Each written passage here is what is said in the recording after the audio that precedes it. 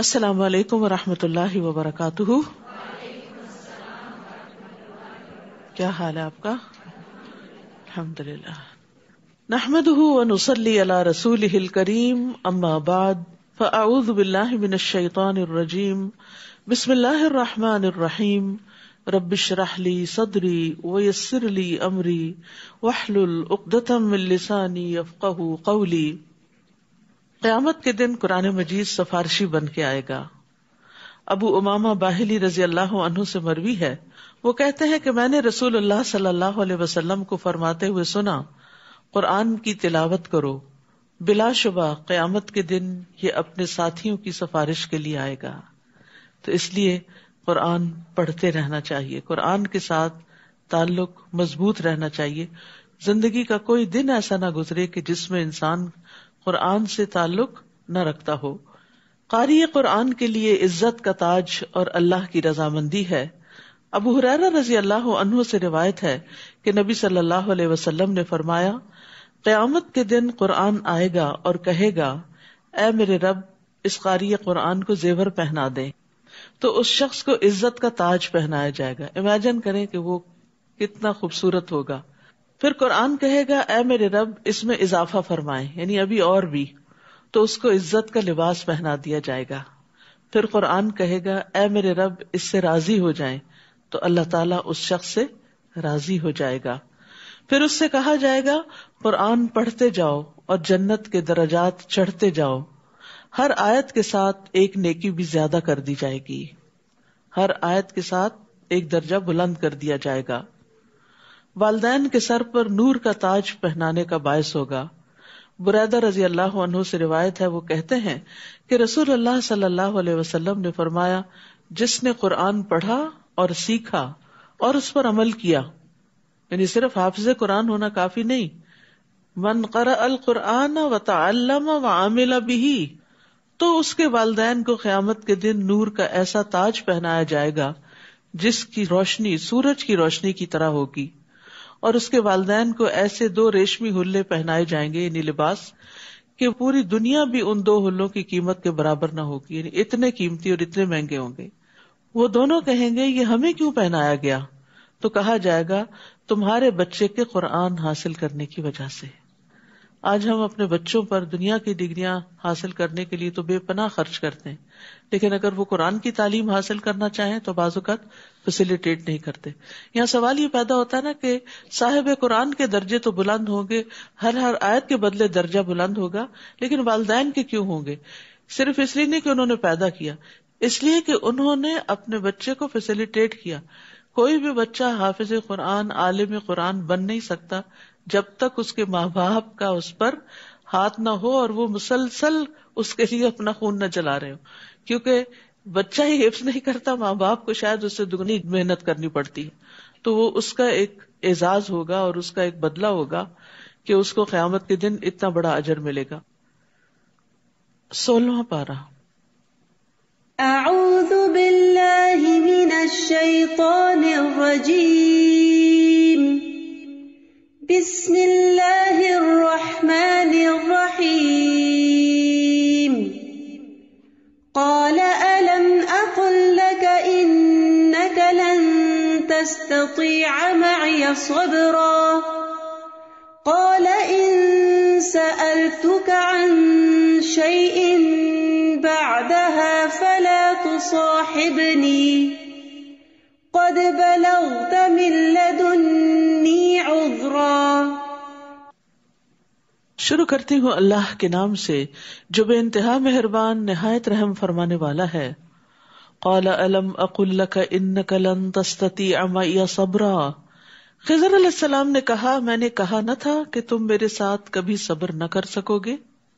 تو حصول علم کے لیے صبر شرط ہے.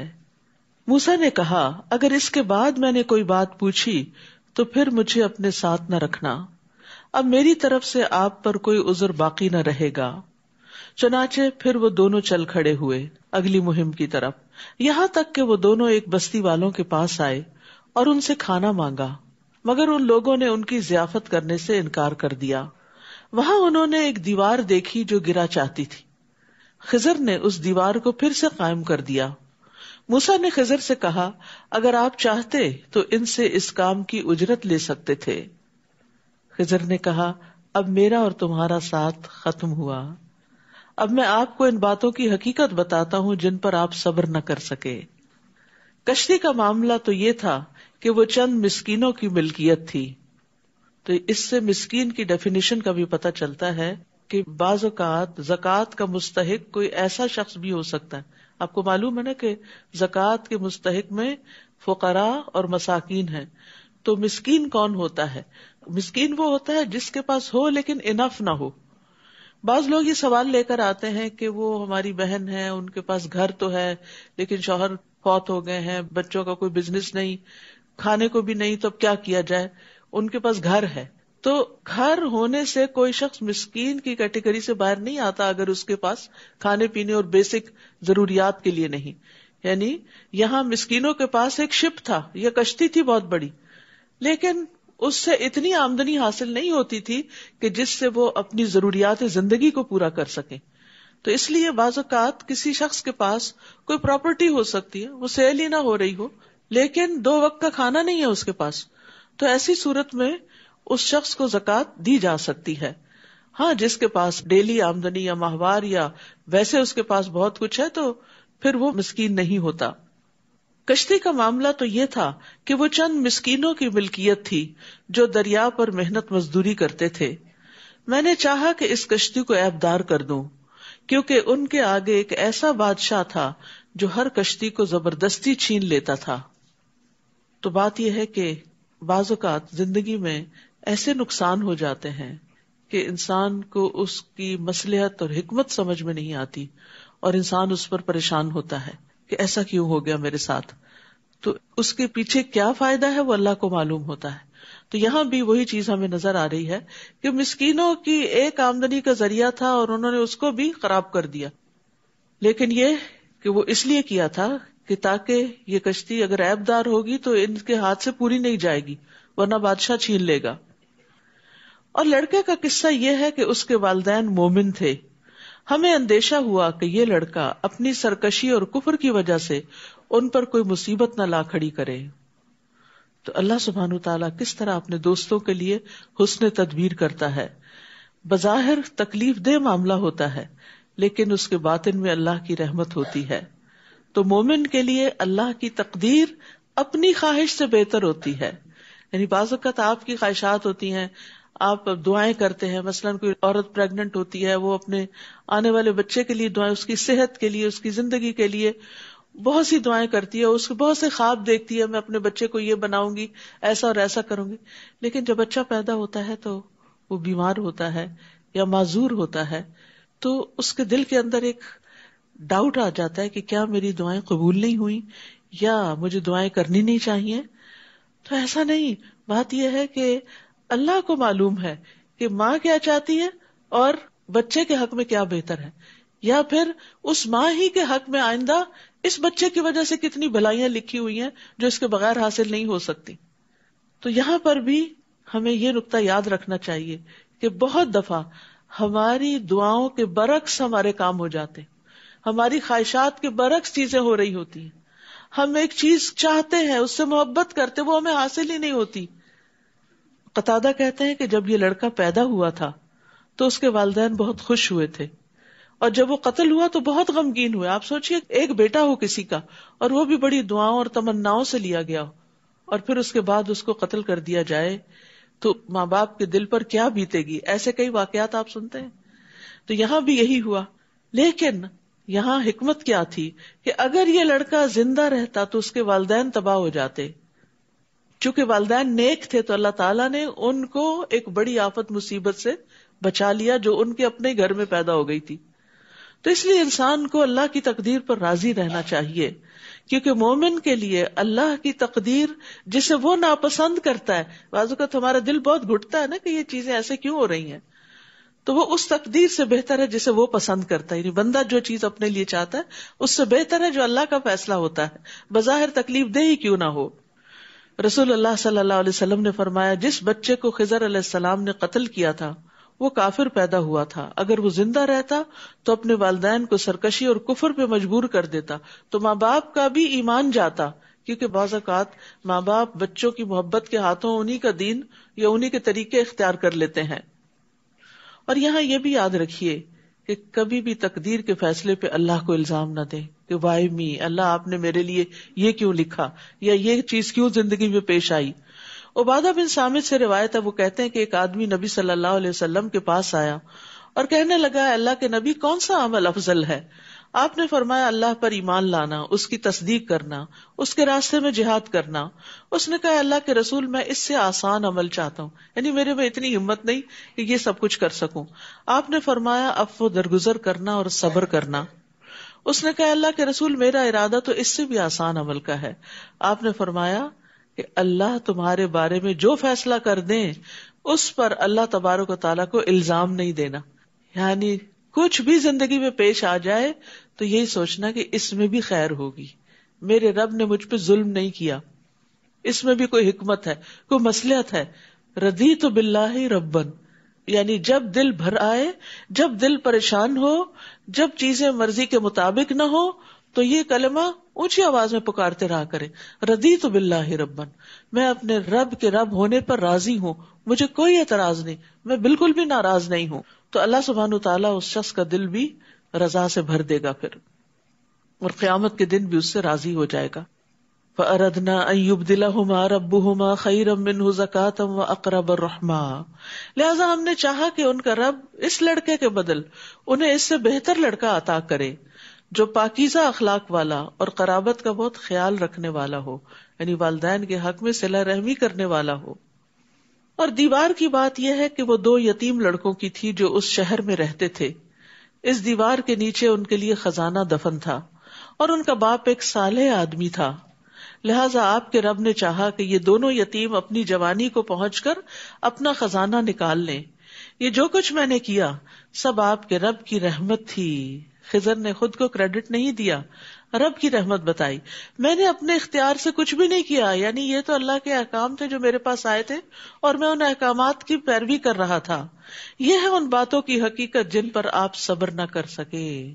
تو اللہ تعالیٰ کے احکامات 2 طرح کے ہوتے ہیں، ایک شرعی احکامات ہوتے ہیں جو پیغمبروں کو وحی کے ذریعے دیے جاتے ہیں، قرآن کی شکل میں، حدیث کی شکل میں، اور ایک کونی احکامات، تکوینی احکامات کہ جو کائنات سے متعلق ہوتے ہیں۔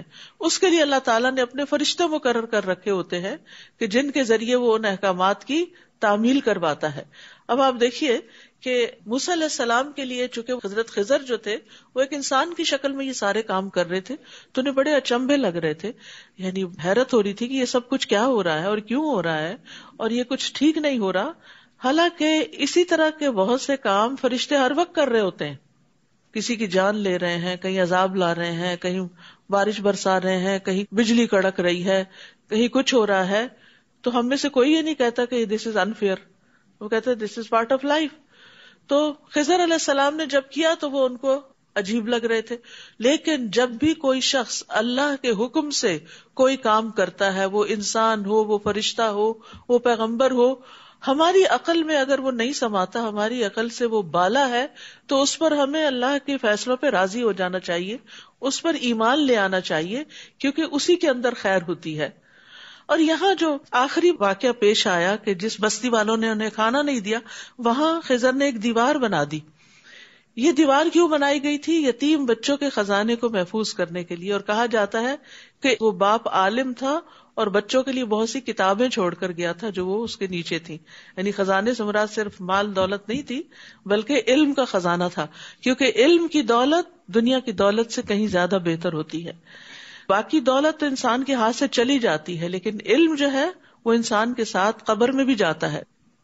یہاں سے ایک اور بڑی اہم بات پتہ چلتی ہے، وہ یہ کہ نیک آدمی کی اولاد کی حفاظت کی جاتی ہے، یعنی آپ اگر نیک کام کرتے ہیں، اچھے کام کرتے ہیں، تو اس کا صلہ اگر آپ کو اپنی زندگی میں نظر نہیں آتا تو آپ اولاد کی خوشیوں کی شکل میں دیکھیں گے، اور والدین کی نیکیوں اور اس کی عبادت کی برکت سے اولاد کو دنیا اور آخرت میں بھلائیاں ملتی ہیں، کیونکہ دنیا میں وہ ان کے نام سے کماتا ہے اور آخرت میں وہ والدین کی سفارش کا بھی حقدار ہو سکتا ہے.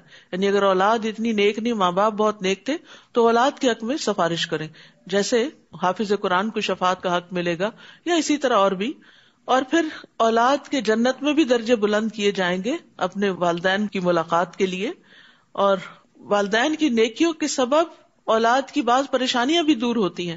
ان کی دعائیں بھی اولاد کے حق میں جب قبول ہوتی ہیں تو والدین کے لیے باعث اطمینان ہوتی ہیں. کسی کا کہنا ہے کہ جب بھی میں کسی سلجھے ہوئے خوشحال نوجوان کو دیکھتا ہوں تو مجھے یقین ہو جاتا ہے کہ ضرور اس کا باپ صالح اور نیک آدمی ہوگا، تب یہ بچہ اتنا سلجھا ہوا ہے. اور مجھے اس آیت کی صداقت نظر آنے لگتی ہے، وَكَانَ أَبُوهُمَا صَالِحًا. تو باپ اگر نیک ہو تو فائدہ دنیا میں ہی اولاد کو ہونے لگتا ہے. ڈاکٹر نبیل عوضی کہتے ہیں کہ مجھے جب نوافل کی ادائیگی میں سستی اور کاہلی ہونے لگتی ہے تو مجھے اپنے بیٹے کی دنیا کی پریشانیاں یاد آتی ہیں کہ کہیں نوافل کی ادائیگی میں میری سستی میری اولاد کی پریشانی کا باعث نہ بنے. یعنی بچے ایگزام کے لیے پریشان ہیں، پڑھائی میں، بزنس میں، جاب میں، اپنی فیملی لائف میں، اپنے بچوں کی وجہ سے پریشان ہیں. تو آپ دیکھیے کہ جب والدین بزرگ ہو جاتے ہیں تو ان کا کام پھر کیا رہ جاتا ہے؟ دعائیں اور نوافل اور عبادت. اور سب سے زیادہ تڑپ کے جو ماں باپ کی دعائیں ہوتی ہیں وہ اولاد ہی کے لیے نکلتی ہیں. تو اس لیے وہ کہتے ہیں کہ کان ابوہما صالحا، اگر ماں باپ نیک ہوں گے، خصوصاً اگر باپ نیک ہوگا تو پھر اس کے اثرات جو ہے، یہ نہیں کہ ماں نہیں، لیکن یہاں باپ کا چونکہ لفظ استعمال ہوا ہے اس لیے ظاہری معنی کے اوپر. عبداللہ بن مسعود رضی اللہ عنہ جب رات میں نوافل ادا کر رہے ہوتے تھے تو اپنے چھوٹے بچے کو سویا ہوا دیکھ کر کہتے تھے، من اجلک یا بنیا، اے میرے بیٹے یہ تیرے روشن مستقبل کے لیے، یعنی میں نفل پڑھ رہا ہوں.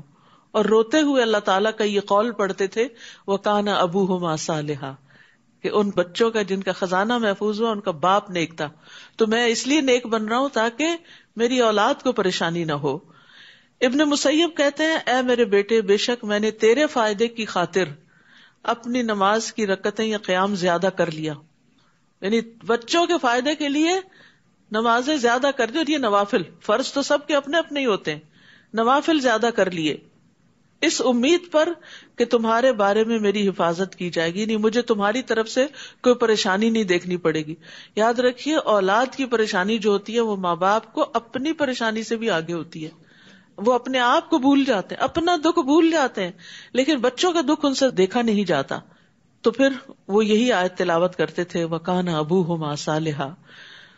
تو یاد رکھیے کہ جب اپنے بچوں کے اندر کوئی خرابی دیکھیں، ان کے اندر بگاڑ دیکھیں، ان کے اندر دین سے دوری دیکھیں، تو اپنی نماز، اپنی عبادت، اپنا صدقہ خیرات اور اپنی اصلاح کی طرف توجہ دیں. تو انشاءاللہ جب آپ کے اندر خیر آئے گی تو وہ خیر بچوں میں بھی ٹرانسفر ہوگی، وہ بھی اس سے فائدہ اٹھائیں گے. اور اکثر لوگ بچوں کو یہ تانا بھی دیتے نا، تم کیا ہو، تم تو اپنے ماں باپ کی وجہ سے ہی سب کچھ ہو. تو یہ ہر ایک کے لیے ہوتا ہے، کسی خاص بچے کے لیے نہیں ہوتا. سب بچے اپنے ماں باپ ہی کی وجہ سے کچھ بنتے ہیں. یعنی اللہ کا فضل تو obviously ماں باپ پر ہوتا ہے کہ وہ جو بچوں کے اندر محنت کرتے ہیں، لیکن بچے والدین ہی کی وجہ سے آگے بڑھتے ہیں. وہ والدین ہی ان کو یہودی یا عیسائی یا مجوسی بنا دیتے ہیں، یا پھر یہ کہ دین فطرت پر لے آتے ہیں. تو یہ ایک بہت بڑا کردار ہوتا ہے ماں باپ کا. یعنی پیرنٹنگ میں یہ اصول ہمیشہ یاد رکھیں. ہم بظاہر بہت سارے طریقے اختیار کرتے ہیں، لیکن یہ والی بات بھول جاتے ہیں کہ بچہ اگر جھوٹ بول رہا ہے تو کہیں ہم نے تو نہیں بولا، بچے نے اگر کہیں کوئی چیز آگے پیچھے ہیرا پھیری کی، کہیں بچپن میں ہم نے بھی تو ایسا غلط کام نہیں کیا تھا. تو انشاءاللہ جب آپ اپنی اصلاح کر لیں گے، آپ اپنی غلطیوں پر توبہ کر لیں گے، تو پھر انشاءاللہ آپ کے بچوں کے اندر بھی خیر ہوگی. وَيَسْأَلُونَكَ عَنْ ذِي الْقَرْنَيْنِ قُلْ سَأَتْلُو عَلَيْكُمْ مِنْهُ ذِكْرًا. لوگ آپ سے ذوالقرنین کے بارے میں پوچھتے ہیں، آپ انہیں کہیے کہ ابھی میں اس کا کچھ حال تمہیں سناؤں گا. بلا شبہ ہم نے اسے زمین میں اقتدار بخشا تھا اور ہر طرح کا ساز و سامان بھی دے رکھا تھا. چنانچہ وہ ایک راہ پر چل کھڑا ہوا، یعنی اس نے کچھ اسباب اختیار کیے، کیونکہ اللہ تعالیٰ نے اس کو زمین میں بادشاہت عطا کی تھی اور ہر طرح کے وسائل، ریسورسز بھی دے رکھے تھے. تو جب اللہ تعالیٰ وسائل دے، اختیار دے، اقتدار دے، تو انسان کو اچھے اچھے کاموں میں اپنے ان سب چیزوں کو استعمال کرنا چاہیے. حتیٰ کہ وہ سورج غروب ہونے کی حد تک پہنچ گیا، اسے یوں معلوم ہوا جیسے سورج سیاہ کیچڑ والے چشمے میں ڈوب رہا ہے. وہاں اس نے ایک قوم دیکھی، ہم نے کہا اے ذوالقرنین تجھے اختیار ہے، خواہ تو ان کو سزا دے یا ان سے نیک رویہ اختیار کرے، یعنی ہم نے تجھے اتنی اتھارٹی دی ہے کہ چاہے تم ان کو سزا دو یا ان پہ احسان کرو، کوئی فرق نہیں پڑتا، تو ہم تم سے نہیں پوچھیں گے۔ ذوالقرنین نے کہا جو شخص ظلم کرے گا اسے تو ہم بھی سزا دیں گے، پھر جب وہ اپنے رب کی طرف لوٹایا جائے گا تو وہ اور بھی سخت عذاب دے گا۔ یہ ہے انصاف کی بات۔ وَأَمَّا مَنْ آمَنَ وَعَمِلَ صَالِحًا فَلَهُ جَزَاءً الْحُسْنَى وَسَنَقُولُ لَهُ مِنْ أَمْرِنَا يُسْرًا، البتہ جو ایمان لے آیا اور نیک عمل کیے اسے اچھا بدلہ ملے گا اور اسے ہم اپنے آسان سے کام کرنے کو کہیں گے، یعنی نیک لوگوں کے لیے زندگی میں دنیا میں بھی آسانیاں ہوتی ہیں۔ پھر وہ ایک اور راہ پہ چل پڑا، یعنی کچھ اور اسباب اختیار کیے، حتیٰ کہ وہ طلوع آفتاب کی حد تک جا پہنچا، یعنی مشرقی کنارے پہ جا پہنچا۔ اسے ایسا معلوم ہوا کہ سورج ایسی قوم پر طلوع ہو رہا ہے کہ سورج اور اس کی قوم کے درمیان ہم نے کوئی آڑ نہیں بنائی۔ واقعہ ایسا ہی تھا، اور ذوالقرنین کو جو حالات پیش آئے اسے ہم خوب جانتے ہیں۔ پھر وہ ایک تیسری راہ پر چل پڑا، حتیٰ کہ وہ دو بلند گھاٹیوں کے درمیان جا پہنچا۔ وہاں ان کے پاس اس نے ایسی قوم دیکھی جو بات بھی نہ سمجھتی تھی۔ وہ کہنے لگے اے ذوالقرنین، یاجوج اور ماجوج نے اس زمین میں فساد مچا رکھا ہے، اگر ہم آپ کو کچھ چندہ اکٹھا کر دیں تو کیا آپ ہمارے اور ان کے درمیان ایک دیوار چن دیں گے، یعنی ہماری مدد کریں؟ ذوالقرنین نے جواب دیا میرے رب نے مجھے جو مالی قوت دے رکھی ہے وہ بہت ہے، یعنی مجھے تمہارے مال کی ضرورت نہیں۔ منصف بادشاہ تھا نا، تو جو منصف بادشاہ ہوتے ہیں وہ لوگوں کی خیر کا پیغام لے کے جاتے ہیں، نہ کہ وہاں سے کچھ فائدے سمیٹنے جاتے ہیں۔ تو مجھے جو میرے رب نے مال دیا ہے وہ میرے لیے بہت ہے، تم بس بدنی قوت سے میری مدد کرو، یعنی محنت کر کے، تو میں ان کے اور تمہارے درمیان بند بنا دوں گا، تو یاجوج ماجوج تم تک نہیں پہنچ سکیں گے۔ تو اس سے یہ پتہ چلتا ہے کہ ایک عادل بادشاہ جو ہے وہ اپنے رعایا کے حقوق کی حفاظت کرتا ہے، ان کی ضروریات کو پورا کرتا ہے، ان کی سرحدوں کی اصلاح کرتا ہے، اور جس مال کو وہ بیت المال میں جمع کرتا ہے ان کو وہ اچھے کاموں اور اچھے پروجیکٹس میں استعمال کرتا ہے۔ اور اچھا انتظام کرنے کے لیے بادشاہ پہ 3 شرائط عائد ہوتی ہیں۔ پہلی بات، اس خزانے میں سے اپنے لیے کچھ خاص نہ کرے، یعنی وہ اس خزانے پہ اپنا ذاتی تصرف نہ کرے اور اس پر یہ نظر نہ رکھے کہ میں اس سے کیا فائدہ اٹھاؤں۔ دوسرا یہ ہے کہ سب سے پہلے ضرورت مندوں پر خرچ کرنے سے ابتدا کرے اور ان کی مدد کرے، غریب لوگ اور جو محتاج ہیں ان سے آغاز کرے، اور تیسرے لوگوں کے مرتبوں کے مطابق عطیات دینے میں مساوات سے کام لے، یعنی جو لوگ اس مملکت کے اندر بڑے بڑے کام کر رہے ہوں ان کو جب کوئی سیلری یا کوئی گفٹ یا ان کے اپریسیشن کے لیے کوئی ٹوکن دیا جائے تو پھر سب کے ساتھ مساوات بھی برتی جائے، لیکن جو رعایا کی ضرورت پوری نہ کرے اس کے لیے وعید بھی ہے۔ رسول اللہ صلی اللہ علیہ وسلم نے فرمایا اللہ عز و جل جس شخص کو مسلمانوں کے امور کا والی اور ذمہ دار بنائے اور پھر وہ ان کی ضروریات، حاجت مندی اور فقیری میں ان سے ملنے سے گریز کرے تو اللہ بھی اس سے حجاب فرما لے گا، جبکہ وہ ضرورت مند ہوگا، محتاج ہوگا اور فقیر ہوگا۔ آتونی زبر الحدید، مجھے لوہے کی چادریں لا دو۔ ذوالقرنین نے جب ان چادروں کو ان دونوں گھاٹیوں کے درمیان برابر کر کے خلا کو پاٹ دیا تو ان سے کہا کہ اب آگ دہکاؤ، حتیٰ کہ جب لوہے کی چادریں آگ کی طرح سرخ ہو گئی تو اس نے کہا اب میرے پاس پگھلا ہوا تانبا لاؤ کہ میں ان چادروں کے درمیان بہا کر پیوست کر دوں، یعنی اس کو بالکل برابر کر دوں۔ تو اس سے یہ پتہ چلتا ہے کہ ذوالقرنین نے سارا کام اپنے ہاتھ میں نہیں لیا ہوا تھا، بلکہ اس کو ڈیلیگیٹ کیا اور سب کا تعاون بھی حاصل کیا۔ تو جو لوگ مل جل کر کام کرتے ہیں، کوئی چادریں لا رہا ہے اور کوئی ان کو تپا رہا ہے اور کوئی تانبا پگھلا رہا ہے اور پھر کوئی الٹا رہا ہے، تو اس سے کیا ہوتا ہے، بہت بڑے بڑے کام ہو جاتے ہیں۔ اور جب ہم اکیلے ہی سب کام کرنے کو چل پڑتے ہیں اور اپنے ہی ہاتھ میں سب کچھ لے لیتے ہیں تو پھر بڑا کام نہیں ہو سکتا۔ اس لیے نیکی کے کاموں میں جہاں دوسروں سے تعاون کرنا چاہیے وہاں دوسروں کا تعاون بھی خوشی سے لینا چاہیے، ان کو ویلکم کرنا چاہیے، ان کے آئیڈیاز کو ویلکم کرنا چاہیے، ان کی مدد لینے کو خوشی کا باعث سمجھنا چاہیے کہ آپ ان کو نیکی کا موقع دے رہے ہیں۔ کیونکہ بعض اوقات ہم یہ کہتے کیا کسی کو تکلیف دینی، کیا اس کو کہنا. نہیں، جب آپ کسی کو کچھ کہتے ہیں تو اس کو بھی ایک اچھے کام کا موقع ملتا ہے. بعض لوگ ہوتے ہیں ان کو نیکی کے کام کے اور بڑے بڑے کاموں کے بڑے خوبصورت آئیڈیاز آتے رہتے، لیکن کچھ لوگوں کا دماغ اس طرح کام نہیں کرتا.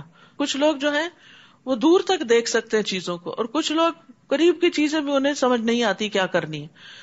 تو ایسے میں جن لوگوں کو اللہ نے ذہنی صلاحیت دی ہو، لیڈرشپ کے مقام پر فائز کیا ہو، انہیں چاہیے کہ وہ بندوں سے کام لینا بھی جانے. یعنی ایک بہت بڑی کوالٹی ہوتی ہے کہ آپ کسی کو کام لگا دیں. ایک ہے آپ خود محنت مزدوری کریں جیسے کوئی مزدور کر رہا ہوتا ہے، ایک ہے کوئی ایسا بزنس شروع کرتا ہے کہ 1000 لوگوں کو محنت مزدوری پہ لگا دیتا ہے، کتنے لوگوں کی جاب نکال دیتا ہے اس میں سے. تو یہ ظاہر ہے آبویسلی ایک بڑا کام ہے. تو ہمیشہ صرف خود ہی کام کرنے کا نہ سوچیں، دوسروں کو بھی کام لگائیں. اسی طرح گھر کے اندر بھی اپنے بچوں کو بھی ساتھ کام لگائیں، اور اکٹھے کام کرنے سے باہم محبت بھی پیدا ہوتی. فَمَسْتَعُوا أَن يَظْهَرُوهُ وَمَا اسْتَطَاعُوا لَهُ نَقْبًا. اس طرح یہ بند ایسا بن گیا کہ یاجوج ماجوج نہ تو اس کے اوپر چڑھ سکتے تھے اور نہ ہی اس میں کوئی سوراخ کر سکتے تھے. ذوالقرنین کہنے لگا یہ میرے رب کی رحمت سے بن گیا ہے، مگر میرے رب کے وعدے کا وقت آ جائے گا تو وہ اس بند کو پیوند خاک کر دے گا. یعنی اللہ کے سامنے تو یہ دیوار کچھ بھی نہیں، اور میرے رب کا وعدہ برحق ہے. اس دن ہم لوگوں کو کھلا چھوڑ دیں گے، قیامت کے دن، کہ وہ ایک دوسرے سے گتھم گتھا ہو جائیں، اور سور پھونکا جائے گا، پھر ہم سب لوگوں کو اکٹھا کر دیں گے. حشر کا مطلب ہوتا ہے جمع کرنا، ان کو جمع کر دیں گے. اس دن ہم جہنم کو کافروں کے سامنے لے آئیں گے جن کی آنکھوں پر میرے ذکر سے غفلت کا پردہ پڑا ہوا تھا اور وہ کچھ سننے کو ہی تیار نہ تھے. استغفر اللہ. یہ دو فیکلٹیز جو استعمال نہیں کرتا رب کو پہچاننے کے لیے اور رب کی یاد کے لیے، تو پھر وہ بہت ناشکرا انسان ہوتا ہے. کیا کافروں نے یہ سمجھ رکھا ہے کہ وہ مجھے چھوڑ کر میرے بندوں کو ہی کارساز بنا لیں گے؟ ہم نے ایسے لوگوں کی مہمانی کے لیے جہنم تیار کر رکھی ہے. آپ ان سے کہیے کیا ہم تمہیں بتائیں کہ لوگوں میں اعمال کے لحاظ سے سب سے زیادہ نقصان اٹھانے والے کون ہیں؟ یعنی جو کام بھی کرتے ہیں لیکن انہیں ان کے کام کا کوئی فائدہ نہیں ہوگا بلکہ الٹا نقصان ہی ہوگا. یہ وہ لوگ ہیں جنہوں نے اپنی تمام تر کوشش دنیا کی زندگی کے لیے ہی کھپا دی.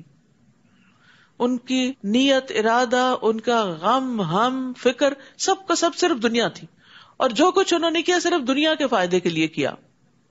پھر وہ یہ بھی سمجھے بیٹھے ہیں کہ وہ بڑے اچھے کام کر رہے ہیں، یعنی اپنے کاموں پر، اپنی کارکردگی، پرفارمنس پر بڑے خوش بھی ہیں.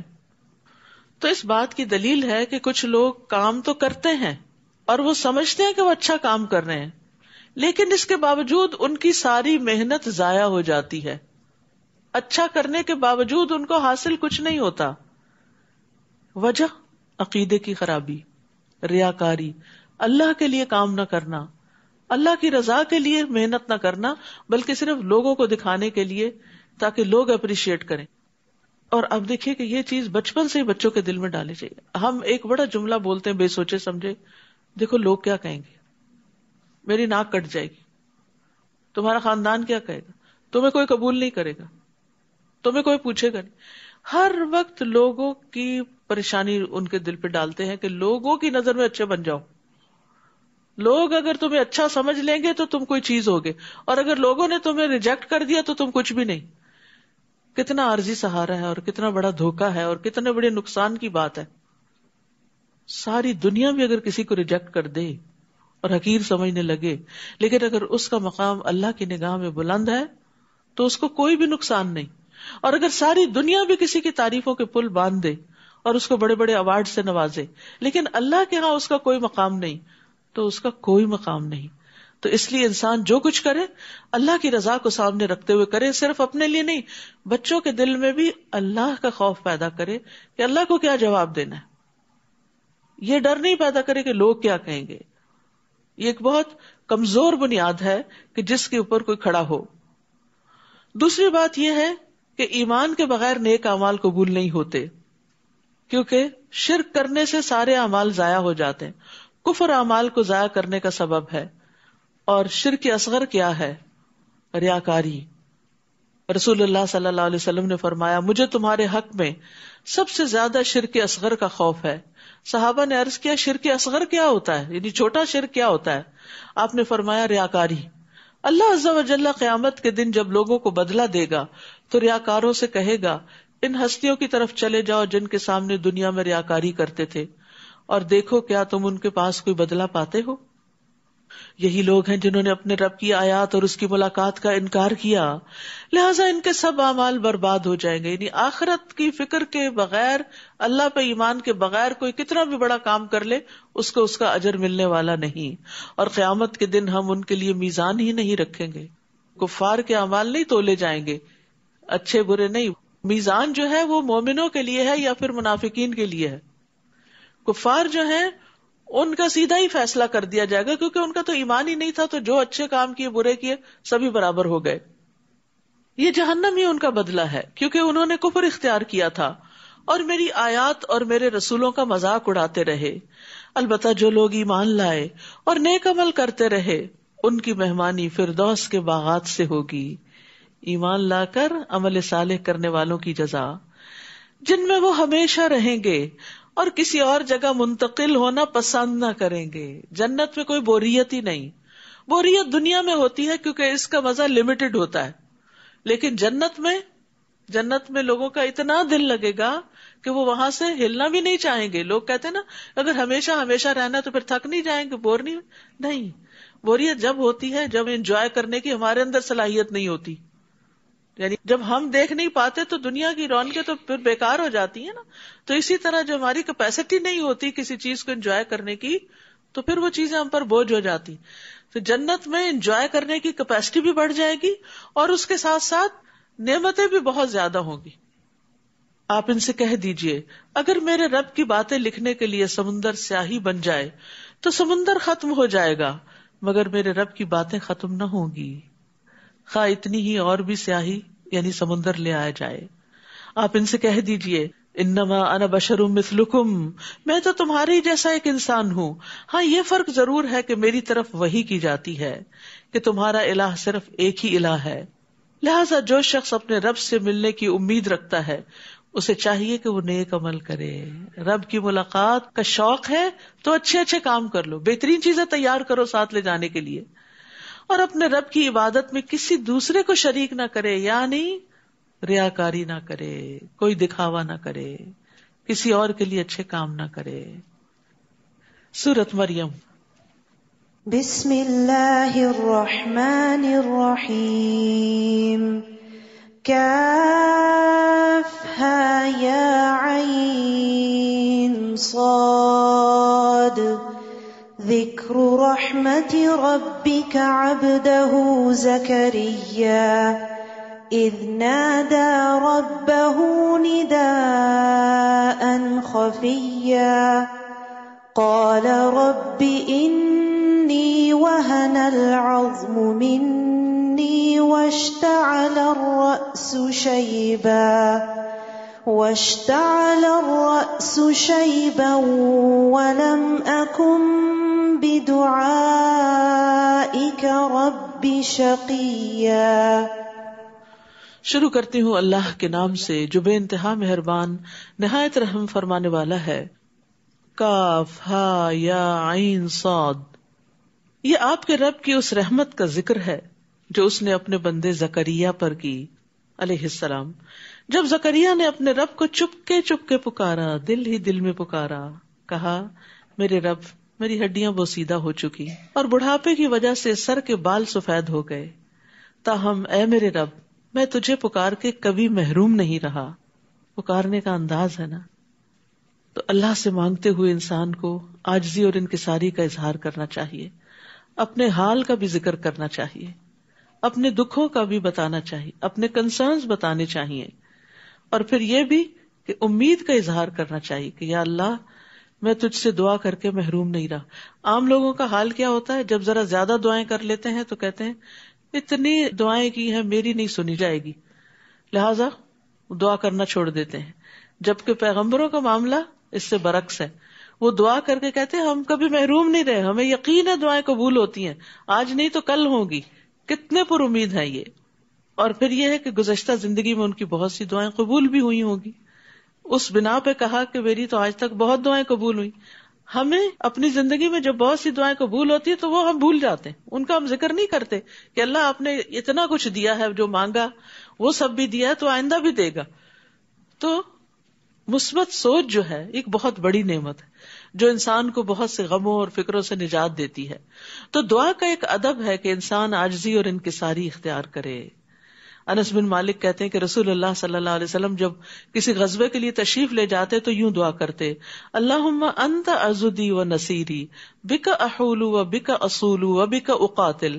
اے اللہ تو میرا بازو ہے، تو میرا مددگار ہے، تیری ہی دی ہوئی قوت کے ساتھ میں تدبیر کرتا ہوں، تیری ہی دی ہوئی طاقت کے ساتھ میں حملہ کرتا ہوں، تیری ہی مدد سے میں لڑائی کرتا ہوں. یعنی اللہ تعالیٰ کو اتنا قریب پاتے تھے اور اسی سے ساری باتیں کر رہے ہوتے تھے. تو دعا کے معاملے میں اللہ سبحانہ تعالیٰ سے حسن ظن رکھنا چاہیے اور پورے یقین سے دعا کرنی چاہیے، کیونکہ اللہ سبحانہ تعالیٰ کے لیے کوئی بھی کام مشکل نہیں ہے، ہمیں مشکل ہے. انس بن مالک کہتے ہیں کہ رسول اللہ صلی اللہ علیہ وسلم نے فرمایا، جب تم میں سے کوئی دعا کرے تو اسے چاہیے کہ وہ پختہ یقین کے ساتھ سوال کرے. وہ اس طرح ہرگز نہ کہے کہ اللہ اگر تو چاہے تو مجھے عطا کر دے، یعنی تو چاہتا ہے تو دعا قبول کر لے، نہیں تو نہیں. ایسا نہیں. بے شک اللہ کی ذات کو کوئی مجبور کرنے والا نہیں، وہ جب قبول کرتا ہے اپنی رضا سے ہی کرتا ہے. پھر وہ کہتے ہیں، میں اپنے پیچھے اپنے بھائی بندوں کی برائیوں سے ڈرتا ہوں اور میری بیوی بانجھ ہے، تو اپنی جناب سے مجھے ایک وارث عطا فرما جو میرے اور آل یعقوب کا وارث بنے، اور اے میرے رب اسے پسندیدہ انسان بنانا. تو آپ دیکھیے کہ پیغمبروں کی دعائیں بھی کیا ہوتی ہیں اور ان کی لوگوں کے لیے خیرخواہی کیا ہوتی ہے. لوگوں کی اصلاح اور دین کی سربلندی کے لیے وارث مانگ رہے ہیں. انہیں یہ ڈر نہیں تھا کہ ان کے پیچھے کو بہت بڑی جائیداد چھوڑے جا رہے ہیں کہ جس کو سنبھالے گا کون یا ان کا مال و متاع کون دیکھے گا.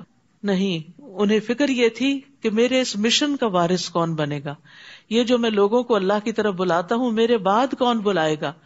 اور میں اب تک اپنے خاندان اور اپنے بنی اسرائیل کو سنبھالے ہوئے ہوں، ان کو مسلسل گائیڈ کرتا ہوں، تو مجھے اپنے بعد ان میں سے کوئی نظر نہیں آتا کہ جو اس کام کو آگے لے کے چلے گا.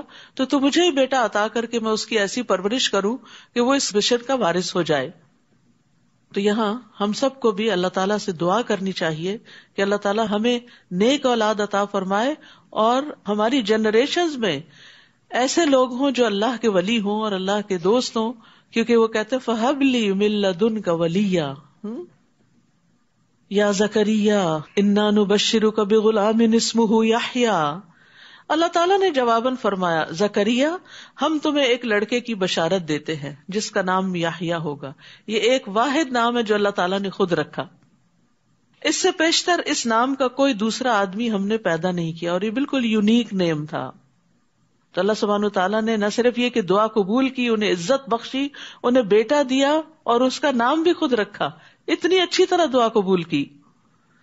زکریا نے عرض کی، اے میرے رب میرے ہاں لڑکا کیسے ہوگا جبکہ میری بیوی بانجھ ہے اور میں بڑھاپے کی حد کمال کو پہنچ چکا ہوں. اللہ تعالیٰ نے فرمایا، ہاں ایسا ضرور ہوگا.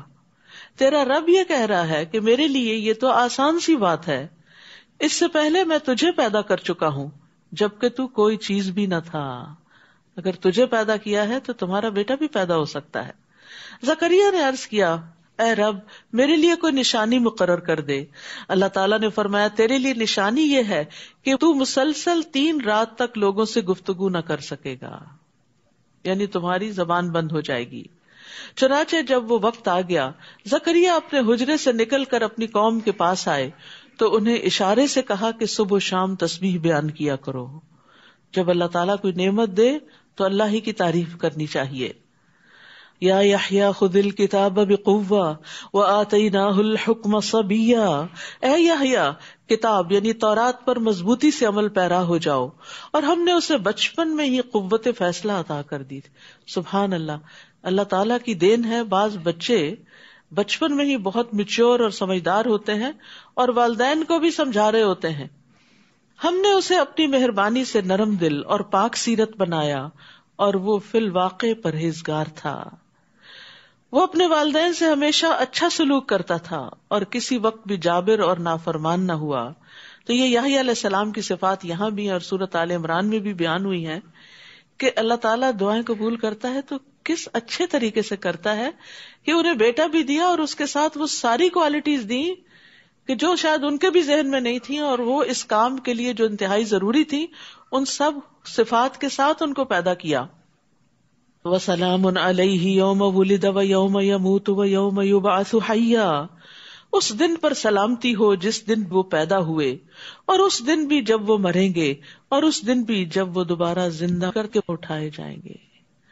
یاد رکھیے یہ 3 مواقع بڑی وحشت کے مواقع ہوتے ہیں. جب انسان ماں کے پیٹ سے دنیا میں آتا ہے تو پھر روتا ہے، ایک دم اس کو وحشت ہوتی ہے کہ یہ کہاں آ گیا ہوں، کیونکہ اب تک وہ کتنے کمفرٹ زون میں ہوتا ہے، اتنا پروٹیکٹڈ ہوتا ہے، کوزی جگہ پر ہوتا ہے، تو ایک دم وہ دنیا میں آتا ہے تو اس کے لیے تکلیف دہ ہوتا ہے. دوسرے، جب موت کا فرشتہ آتا ہے تو انسان ایسی چیز دیکھتا ہے جو اس نے پہلے کبھی نہیں دیکھی ہوتی. نزا کا اور قبر تک جانے کا بڑی وحشت کا دن ہوتا ہے کہ جس میں دوسرے ہی لوگ اسے نہلا رہے ہوتے ہیں اور کفنا رہے ہوتے ہیں اور قبر میں اکیلے کو رکھ رہے ہوتے ہیں، تو وہ بھی وحشت کا دن ہے. اور تیسرے، جب انسان قبروں سے نکلے گے، حشر کے میدان میں لوگ گتھم گتھا ہو رہے ہوں گے اور ہر طرف ایک عجیب سی کیفیت ہوگی، ہر چیز تبدیل ہو چکی ہوگی، تو وہ بھی وحشت کا دن ہوگا. تو اللہ سبحانہ تعالیٰ نے یحییٰ علیہ السلام کے لیے ان تینوں دنوں میں سلامتی کا وعدہ کیا کہ ان کے لیے ان 3 اوقات میں کوئی وحشت نہیں ہوگی. اپنے لیے بھی دعا مانگی، یا اللہ ہمارے لیے بھی موت کے دن قبر میں اور آخرت میں وحشت نہ ہو، ہمیں تو اپنی طرف سے سلامتی سے نوازنا. اور اس کتاب میں مریم کا حال بھی ذکر کیجئے جب وہ اپنے گھر والوں سے الگ ہو کر مشرقی جانب گوشہ نشین ہو گئی تھی. تفصیل اس کی سورۃ آل عمران میں گزر چکی ہے. اور پردہ ڈال کر ان سے چھپ گئی تھی. اس وقت ہم نے اس کی طرف اپنی روح یعنی فرشتے کو بھیجا جو ایک تندرست انسان کی شکل میں مریم کے سامنے آ گیا. وہ بولی، اگر تمہیں کچھ اللہ کا خوف ہے تو میں تم سے اللہ کی پناہ مانگتی ہوں، کیونکہ ان کا کبھی کسی مرد سے انٹریکشن نہیں ہوا تھا اور وہ عبادت کے لیے آئی تھی اور ایک دم اپنی عبادت گاہ میں ایک مرد کو دیکھ کر بہت پریشان ہو گئی. تو انہوں نے شر دور کرنے کے لیے اور اس مرد کے شر سے جو ان کو پتا نہیں تھا کہ فرشتے ہیں، پناہ مانگنے کے لیے اللہ عز و جل کا خوف دلایا کہ تم اللہ سے ڈرو. وہ بولے، میں تو تمہارے رب کا بھیجا ہوا ہوں، میں تو فرشتہ ہوں، مرد نہیں ہوں، اور اس لیے آیا ہوں کہ تمہیں ایک پاک سیرت لڑکا دوں. وہ بولی، میرے ہاں لڑکا کیسے ہوگا جبکہ مجھے کسی انسان نے چھوا تک نہیں اور میں بدکار بھی نہیں ہوں، یعنی کوئی سبب نہیں ہے بیٹا پیدا ہونے کا. وہ بولے، ہاں ایسا ہی ہوگا، تمہارے رب نے فرمایا ہے کہ میرے لیے یہ آسان سی بات ہے، اور اس لیے بھی ایسا ہوگا کہ ہم اس لڑکے کو لوگوں کے لیے ایک نشانی بنائیں اور وہ ہماری طرف سے رحمت ہوگا اور یہ کام ہو کے رہے گا. ڈن. چنانچہ مریم کو اس بچے کا حمل ٹھہر گیا اور وہ اس حالت میں ایک دور کے مکان میں علیحدہ جا بیٹھی. پھر زچگی کی درد انہیں کھجور کے تنے تک لے آئی تو کہنے لگی، کاش میں اس سے پہلے مر چکی ہوتی اور میرا نام و نشان بھی باقی نہ رہتا. یعنی تکلیف بھی تھی اور اس بات کا خوف بھی تھا کہ اب اس بچے کو لے کے جائیں گی کہاں، اور خود وہ اتنی پرہیزگار اور نیک مشہور تھی تو ایک نیک پاک دامن عورت سے کسی ایسی چیز کی توقع کوئی بھی نہیں کرتا، تو انہیں اپنی عزت کا بھی بہت خوف تھا. یعنی فزیکل النس بھی تھی اور ایموشنلی بھی پریشان تھی. اس وقت درخت کے نیچے سے فرشتے نے انہیں پکار کر کہا، غمزدہ نہ ہو، اللہ تحزنی، تمہارے رب نے تمہارے نیچے ایک چشمہ بہا دیا ہے اور اس کھجور کے تنے کو زور سے ہلاؤ، وہ آپ پر تازہ پکی ہوئی کھجوریں گرائے گا. تو یاد رکھیے رزق کے لیے اسباب اختیار کرنا ضروری ہے. یعنی کھجوریں تھیں لیکن ہلانی خود پڑیں گی. رزق اللہ کی طرف سے آتا ہے لیکن محنت انسان کو کرنی پڑتی ہے، اور وہ محنت اس تکلیف کے وقت میں بھی ان کو کرنی پڑ رہی تھی. اور اس لیے بھی کہ اس وقت ایکسرسائز بھی ہو جائے اور اس کے ساتھ ساتھ یہ کہ انرجی بھی ملے، اور زچہ کے لیے کھجور سب سے بہترین چیز ہے. اور آج کل آپ دیکھ رہے ہیں کہ افطار کے وقت اتنے لمبے دن کے بعد پانی اور کھجور کھانے کے بعد یوں لگتا سیراب ہو گئے اور کچھ کھانے کی ضرورت نہیں ہے. کیا برکت ہے رمضان کی، اور کیا برکت ہے سحری کھانے کی، اور کیا برکت ہے افطار کی. سبحان اللہ. یعنی ایک عجیب ایکسپیرینس ہے. آپ سبھی کر رہے ہوں گے اس کو. رمضان آنے سے پہلے سبھی ڈرے ہوں گے لنچ ٹائم پہ کیا ہوگا، بڑی سخت بھوک لگتی ہے، پتہ نہیں کہاں غائب ہوئی ہیں وہ بھوکیں ساری. یہ اللہ کی رحمت ہے اور یہ ایک زبردست روحانی ایکسپیرینس ہوتا ہے جو اللہ سبحانہ و تعالیٰ ہر سال ہمیں کراتے ہیں.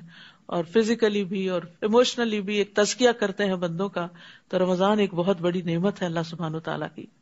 تو بہرحال یہاں جو بات کی جا رہی ہے وہ یہ کہ انسان کو چاہیے کہ رزق کی تلاش میں کوئی نہ کوئی سبب اور ہیلا کرے، بیٹھا نہ رہے میں اللہ پہ توکل کرتا ہوں کچھ آ ہی جائے گا، ٹپک پڑے گا. نہیں، کچھ نہ کچھ کوشش کرنی پڑتی ہے. فَكُلِي وَاشْرَبِي وَقَرِّي عَيْنًا، بس کھاؤ پیو اور اپنی آنکھیں ٹھنڈی کرو. پھر اگر تمہیں کوئی آدمی دیکھے تو کہہ دینا میں نے اللہ کے لیے روزے کی نظر مانی ہے، لہذا آج کسی انسان سے بات نہ کروں گی. اب آئے گی الزامات کی بچھاڑ، تو اس کے جواب میں خاموشی. کتنا زبردست حل بتایا گیا. اور پھر اللہ کے لیے نظر مانی. ان کی شریعت میں چپ کا روزہ ہوتا تھا، شکر ہے ہماری میں نہیں، ورنہ ہم دورہ قرآن کیسے کرتے. اور پھر ایک اور بات یہ کہ چپ اللہ کے لیے اور بولنا بھی اللہ کے لیے. تو اصل عبادت یہی ہوتی ہے کہ جو چیز اللہ تعالی پسند کرے اس کو اس وقت پہ کر لینا، یہی اصل اطاعت ہے. یعنی اس پہ عقل یا لاجک اور یہ ساری چیزیں کاؤنٹ نہیں کرتی. اس پہ یہ دیکھنا پڑتا ہے کہ اللہ تعالیٰ کس مقرر وقت پہ آپ سے کیا چاہتے. سحری کے وقت کھانا روک دیں، افطاری کے وقت کچھ نہ کچھ ضرور کھائیں، چاہے پانی کا ایک گھونٹ ہی کیوں نہ ہو. تو یہاں پر اللہ سبحانہ تعالیٰ نے ان کو یہ کہا کہ آپ نے بولنا نہیں، بس چپ رہنا ہے. فَأَتَتْ بِهِ قَوْمَهَا تَحْمِلُهُ، پھر وہ اس بچے کو اٹھائے اپنی قوم میں آئیں. وہ کہنے لگے مریم تو بہتان والی چیز لائی ہے، یہ تو کچھ اچھا نہیں کیا تم نے. اے ہارون کی بہن، نہ تو تیرا باپ کوئی برا آدمی تھا اور نہ ہی تیری ماں بدکار تھی. مریم نے اس بچے کی طرف اشارہ کر دیا تو وہ کہنے لگے ہم اس سے کلام کیسے کریں جو ابھی گود کا بچہ ہے. بچہ بول اٹھا، قال انی عبد اللہ آتانی الکتاب وجعلنی نبیا، میں اللہ کا بندہ ہوں، اللہ نے مجھے کتاب دی ہے اور نبی بنایا. سبحان اللہ. گود میں جو بچہ ہے اس کو نبوت عطا کر دی گئی ہے کہ یہ بڑا ہو کر اس کا کام کیا ہوگا. اور خاص طور پر یہ جو عیسیٰ علیہ السلام کی زبان سے کہلوایا گیا انی عبد اللہ، میں اللہ کا بندہ ہوں. تو جب بھی کوئی کرسچن آپ سے انٹریکٹ کرے اور عیسیٰ علیہ السلام کی پوزیشن پوچھنا چاہے کہ ہمارے دین میں کیا ہے، تو اس کو سورۃ مریم پڑھنے کے لیے دیا کریں کہ ہماری کتاب حضرت مریم کے بارے میں کیا کہتی ہے اور حضرت عیسیٰ کے بارے میں کیا کہتی ہے کہ انی عبد اللہ، میں اللہ کا بندہ ہوں اور جہاں کہیں بھی میں رہوں اس نے مجھے بابرکت بنایا. وجعلنی مبارکا اینما کنت، کچھ لوگ خیر کی کنجیاں ہوتے ہیں، جہاں جاتے ہیں خیر پھیلاتے، جہاں جاتے ہیں دوسروں کی خوشی اور آرام کا سبب بنتے ہیں، ایسے لوگ مبارک ہوتے ہیں. اور کچھ لوگ شر کی کنجیاں ہوتے ہیں اور خیر کے تالے ہوتے ہیں. حدیث کے مفہوم سے اخذ کیا یہ بات میں نے، یعنی کچھ لوگوں سے آپ خیر کی توقع کر ہی نہیں سکتے. وہ آئیں گے تو آپ گھبرا اٹھیں گے، پتہ نہیں اب یہ کیا بات کریں گے، کون سا تانا دیں گے اور کہاں نقصان دے دیں گے اور کس چیز پہ تنقید شروع کر دیں گے اور کیا چیز خراب کر کے جائیں گے. تو یہ ساری چیزیں شر سے تعلق رکھتی ہیں. تو اب یہاں پر آپ دیکھیے کہ اللہ نے ان کو مبارک بنایا جہاں بھی میں ہوں، اینما کنت، واوصانی بالصلاۃ والزکاۃ، اور جب تک میں زندہ رہوں مجھے نماز اور زکوٰۃ ادا کرنے کا حکم دیا. ما دمت حیا وبرم بوالدتی ولم یجعلنی جبارا شقیا، اور یہ بھی کہ میں اپنی والدہ سے بہتر سلوک کرتا رہوں، والدین نہیں صرف والدہ، کیونکہ والد تو تھے ہی نہیں. نیز اللہ نے مجھے جابر اور بدبخت نہیں بنایا. تو اس میں آپ دیکھیے کہ ایک طرف حقوق اللہ اور دوسری طرف حقوق العباد. اللہ کی عبادت میں صلاۃ اور زکوٰۃ، اور پھر ماں کے ساتھ حسن سلوک اور کسی کے ساتھ برا نہیں کرنا. لم یجعلنی جبارا شقیا، بدبخت نہیں ہوں، ظالم نہیں ہوں. ان صفات کا خاص طور پر کیوں ذکر کیا؟ کیونکہ بنی اسرائیل کے اندر یہ چیزیں ختم ہو چکی تھی. آج امت مسلمہ کا یہی حال ہے. نماز ختم ہو گئی ہے، زکوٰۃ ختم ہو گئی ہے. کسی وقت بھی آپ جا کے مسجدوں میں دیکھیں کتنے لوگ ملیں گے آپ کو. گھروں کے اندر آپ دیکھیں کیا اہتمام ہے نماز کا. اور پھر دوسری طرف زکوٰۃ بھی منمانے طریقے سے جو دینا ہو چیریٹی میں دیتے رہتے ہیں، باقاعدہ کیلکولیشن کر کے زکوٰۃ اینولی نہیں نکالتے، کیونکہ زکوٰۃ اس وقت تک ادا نہیں ہوتی جب تک اس کی نیت نہ ہو، جب تک اس کا حساب کتاب نہ ہو، اور جب تک وہ ان لوگوں کو نہ دی جائے جن کو دینا ضروری ہے. فریضہ ادا نہیں ہوتا. اور دوسری طرف والدین کے ساتھ آج اولاد کیا کر رہی ہے ہم سب جانتے ہیں. تو بنی اسرائیل جو تھے اس کے اندر یہی خرابیاں پیدا ہو چکی تھی. تو خاص طور پر عیسیٰ علیہ السلام ان خوبیوں کو لے کر آئے تھے. اور والدہ کا خیال اس لیے بھی کہ ان کے معاشرے میں بھی عورت بڑی کمزور تھی، عورت کے حقوق نہیں تھے. تو عیسیٰ علیہ السلام نے جب کہا کہ اپنی والدہ کے ساتھ اچھا سلوک کروں گا، تو یہ اصل میں عورت کے حقوق ہی کی ایک بات ہے. وَالسَّلَامُ عَلَيَّ يَوْمَ وُلِدتُّ وَيَوْمَ أَمُوتُ وَيَوْمَ أُبْعَثُ حَيًّا، مجھ پر سلامتی ہو جس دن میں پیدا ہوا، جس دن میں مروں گا، اور اس دن بھی جب میں زندہ کر کے اٹھایا جاؤں گا. وہی 3 مواقع ہیں وحشت کے جن میں سلامتی کی بات ہو رہی ہے. یہ ہے عیسیٰ ابن مریم کا قصہ. یہی سچی بات ہے جس میں وہ جھگڑا کر رہے ہیں. اللہ کو یہ شایع نہیں کہ کسی کو اپنا بیٹا بنائے، وہ ایسی باتوں سے پاک ہے. جب وہ کسی کام کا فیصلہ کرتا ہے تو بس یہ کہہ دیتا ہے کہ ہو جا، تو وہ ہو جاتا ہے. وَإِنَّ اللَّهَ رَبِّي وَرَبُّكُمْ فَاعْبُدُوهُ هَذَا صِرَاطٌ مُسْتَقِيمٌ. اور آپ انہیں بتائیں کہ اللہ ہی میرا اور تمہارا رب ہے، لہٰذا اسی کی عبادت کرو، یہی سیدھی راہ ہے. پھر مختلف گروہوں نے آپس میں اختلاف کیا. بس ایسے کافروں کے لیے ہلاکت ہے جو بڑے دن کی حاضری کا انکار کر رہے ہیں. جس دن وہ ہمارے پاس آئیں گے اس روز وہ خوب سن رہے اور دیکھ رہے ہوں گے، لیکن یہ ظالم آج کھلی گمراہی میں پڑے ہوئے ہیں. نیز انہیں پچھتاوے کے دن سے ڈرائیے، یوم الحسرہ، جب ہر کام کا فیصلہ کیا جائے گا. آج تو یہ لوگ غفلت میں پڑے ہیں اور ایمان نہیں لا رہے. حسرت کہتے ہیں شدید ترین ندامت کو، اور ایسی چیز پہ مر مٹنا جو انسان سے چھوٹ گئی ہو اور اسے پکڑنا ممکن نہ ہو. کوئی اپرچونٹی ہاتھ سے نکل جائے، کوئی بہت قیمتی چیز اس سے فوت ہو جائے. تو قیامت کے دن کو یوم الحسرہ اس لیے کہا گیا کہ اس دن سب اپنی کوتاہیوں پر سخت نادم ہوں گے، حتیٰ کہ مومن بھی نادم ہوں گے. کہ اس دن انسان سوچے گا کہ میں نے اپنا فلاں وقت کیوں ضائع کیا، میں اس کام میں کیوں پڑی رہی، میں نے زیادہ بہتر طریقہ زندگی کیوں نہ اختیار کیا. یاد رکھیے، ہر وہ جگہ جہاں اللہ کا ذکر نہ کیا جائے وہ انسان کے لیے قیامت کے دن باعث حسرت ہوگی. رسول اللہ صلی اللہ علیہ وسلم نے فرمایا، جو لوگ کسی جگہ پر مجلس کریں لیکن اس میں اللہ کا ذکر نہ کریں، وہ ان کے لیے قیامت کے دن باعث حسرت ہوگی. اور جو آدمی کسی رستے پر چلتے ہوئے اللہ کا ذکر نہ کرے، گاڑی چلاتے ہوئے اگر ذکر نہیں کرے، وہ چلنا بھی قیامت کے دن اس کے لیے باعث حسرت ہوگا. اور جو آدمی اپنے بستر پر آئے یعنی سونے کے لیے لیکن وہ وہاں اللہ کا ذکر نہ کرے، تو وہ سونا بھی اس کے لیے باعث حسرت ہوگا. لیکن اس کے برعکس جو ذکر کر کے سوتا ہے اور وضو کی حالت میں سوتا ہے، اس کی ساری رات عبادت میں لکھی جاتی ہے.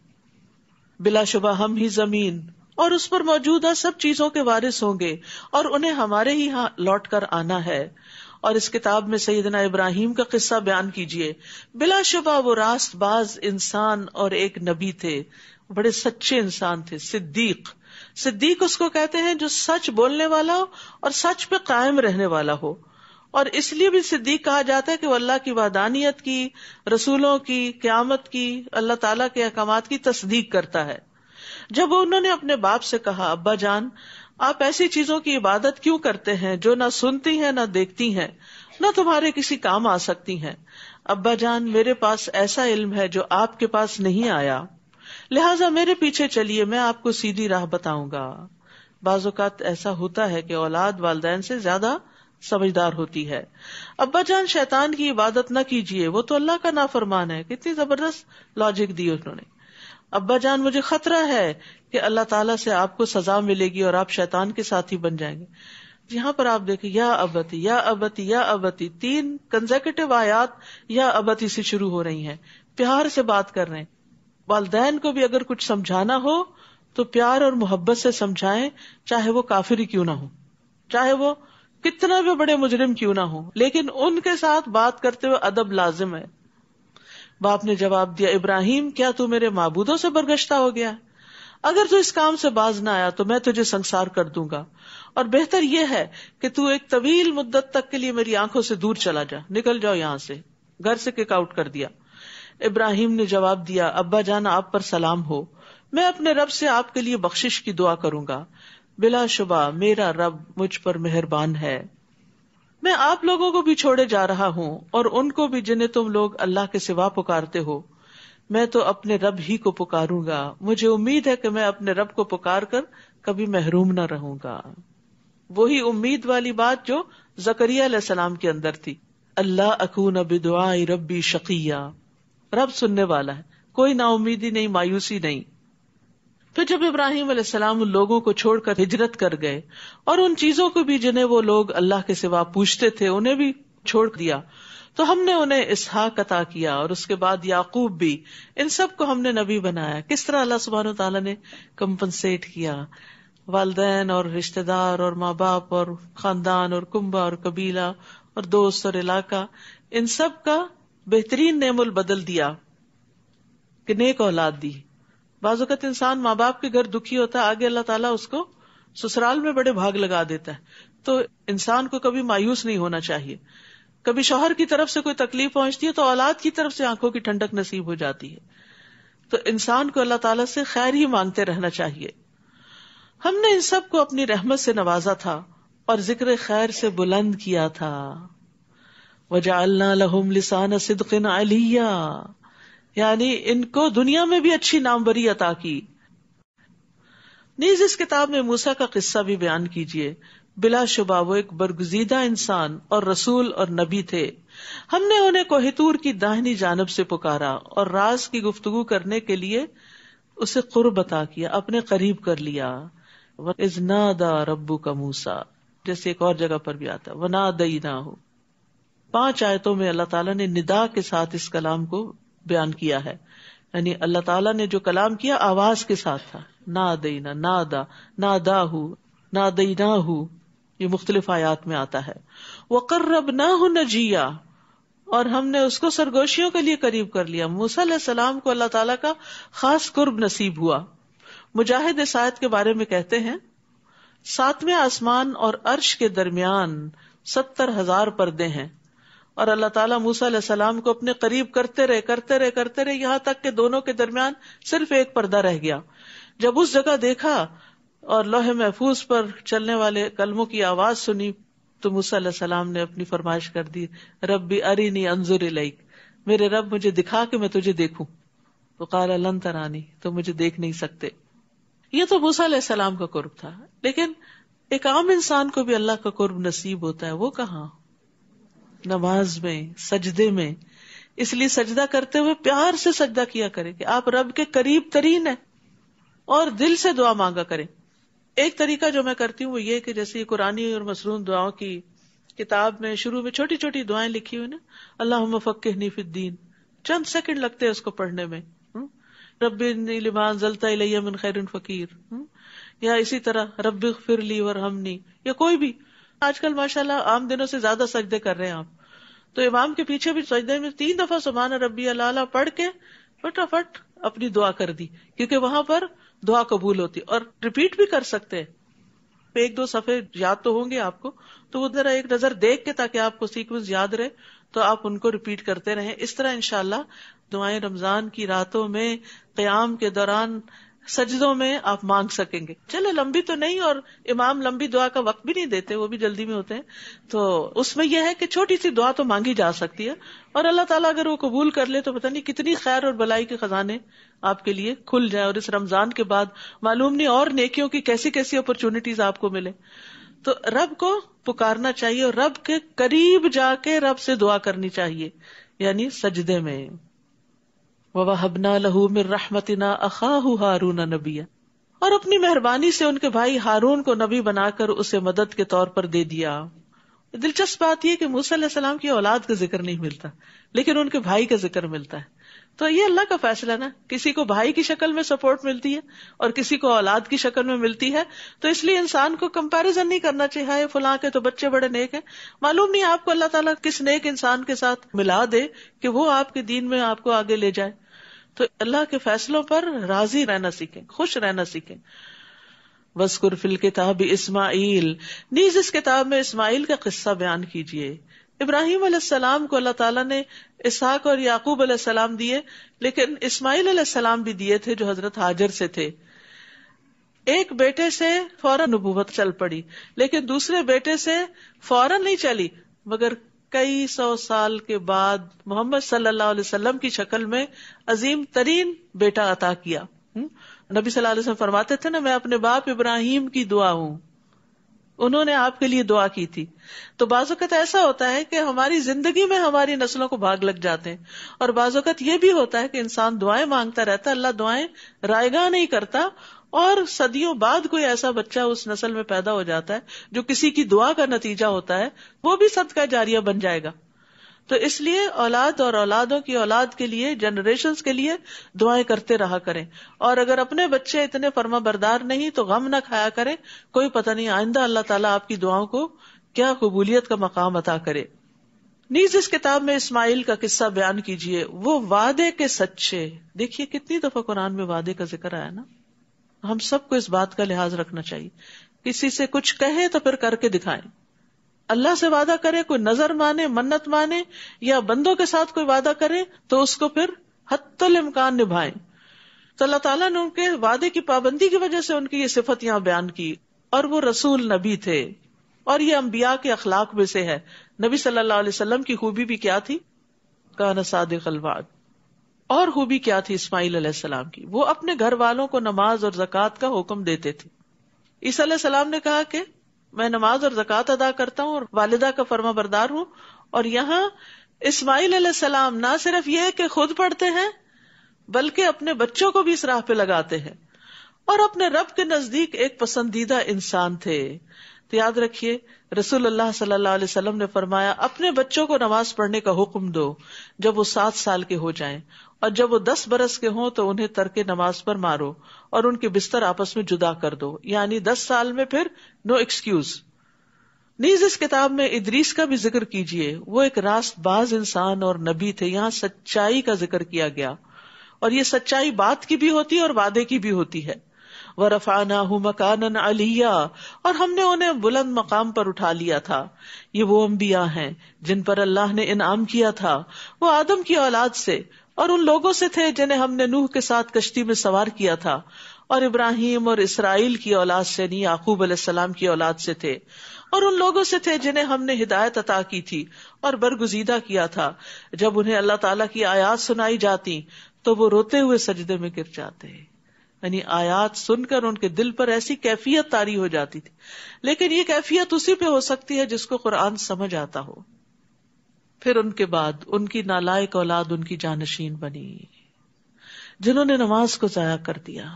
تو نالائق اولاد کون سی ہوتی ہے؟ جو نماز چھوڑ دے اور اپنی خواہشات کے پیچھے لگ گئے. دنیا دنیا دنیا. وہ عنقریب گمراہی کے انجام سے دوچار ہوں گے. فسوف یلقون غیا. ابن مسعود کہتے ہیں کہ غی جہنم کی ایک وادی ہے جس کی گہرائی بہت لمبی اور اس کی خوراک بہت بری ہے. جو نماز نہیں پڑھیں گے ان کو وہاں ٹھکانہ ملے گا.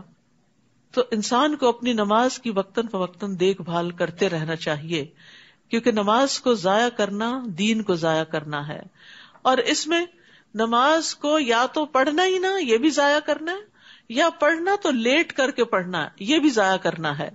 لوگوں نے ابن مسعود سے پوچھا کہ نماز کو ضائع کرنے کا مطلب کیا ہے, تو انہوں نے کہا اس سے مراد ہے نماز کو اتنی دیر سے پڑھنا کہ اصل وقت ہی نکل جائے.